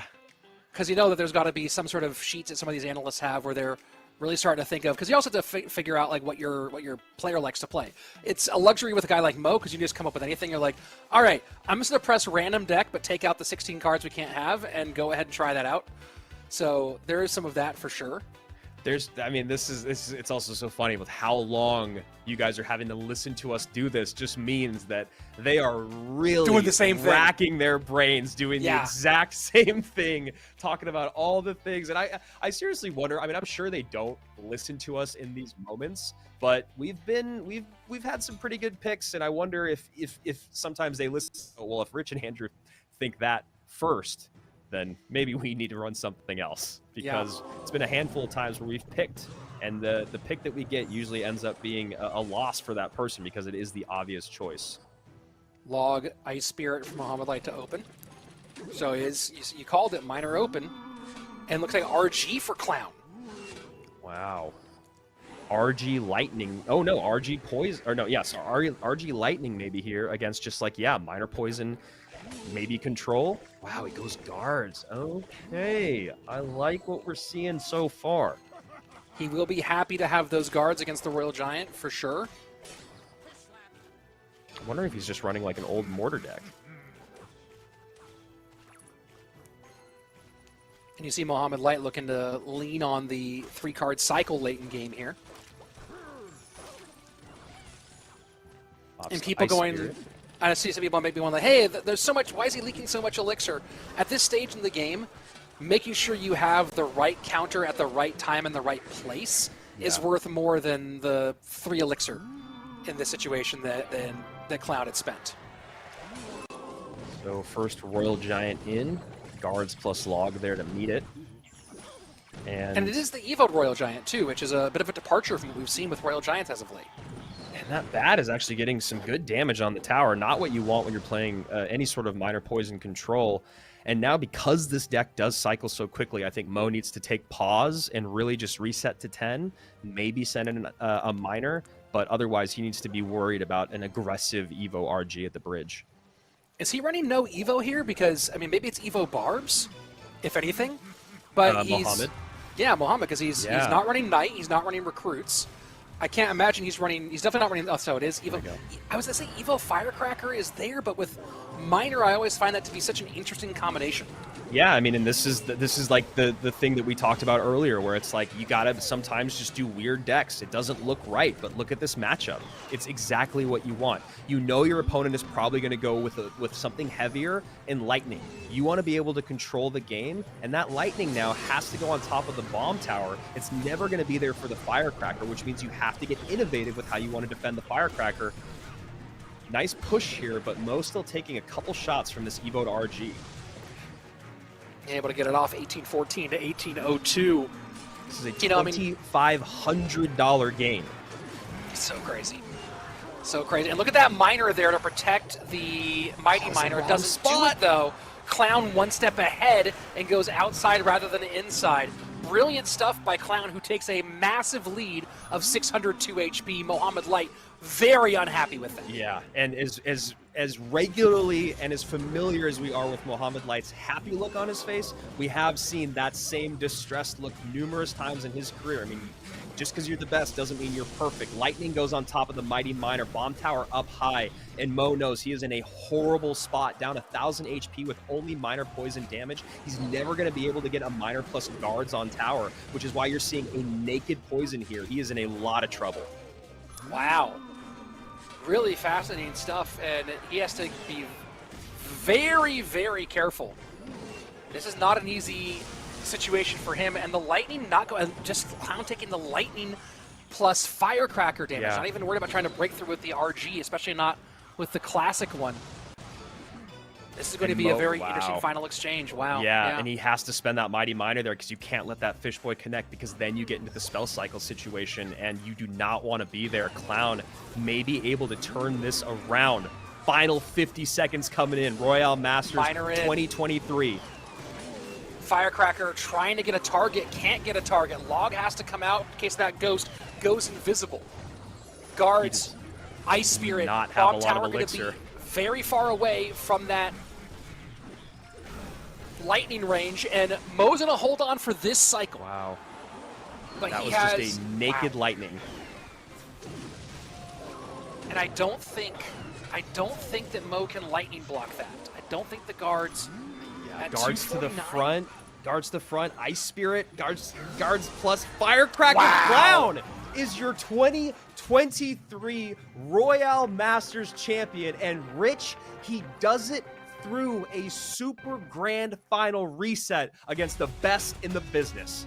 This is a crowning moment for Clown, who really was so close to making World Finals. I really thought he deserved to make World Finals this year, and he shows his stuff today, going through a really challenging tournament from top to bottom, and then the adversity he faced, getting bodied by Mohammed Light in that first final, and then coming through the bracket reset, going down 2 and pulling out the win.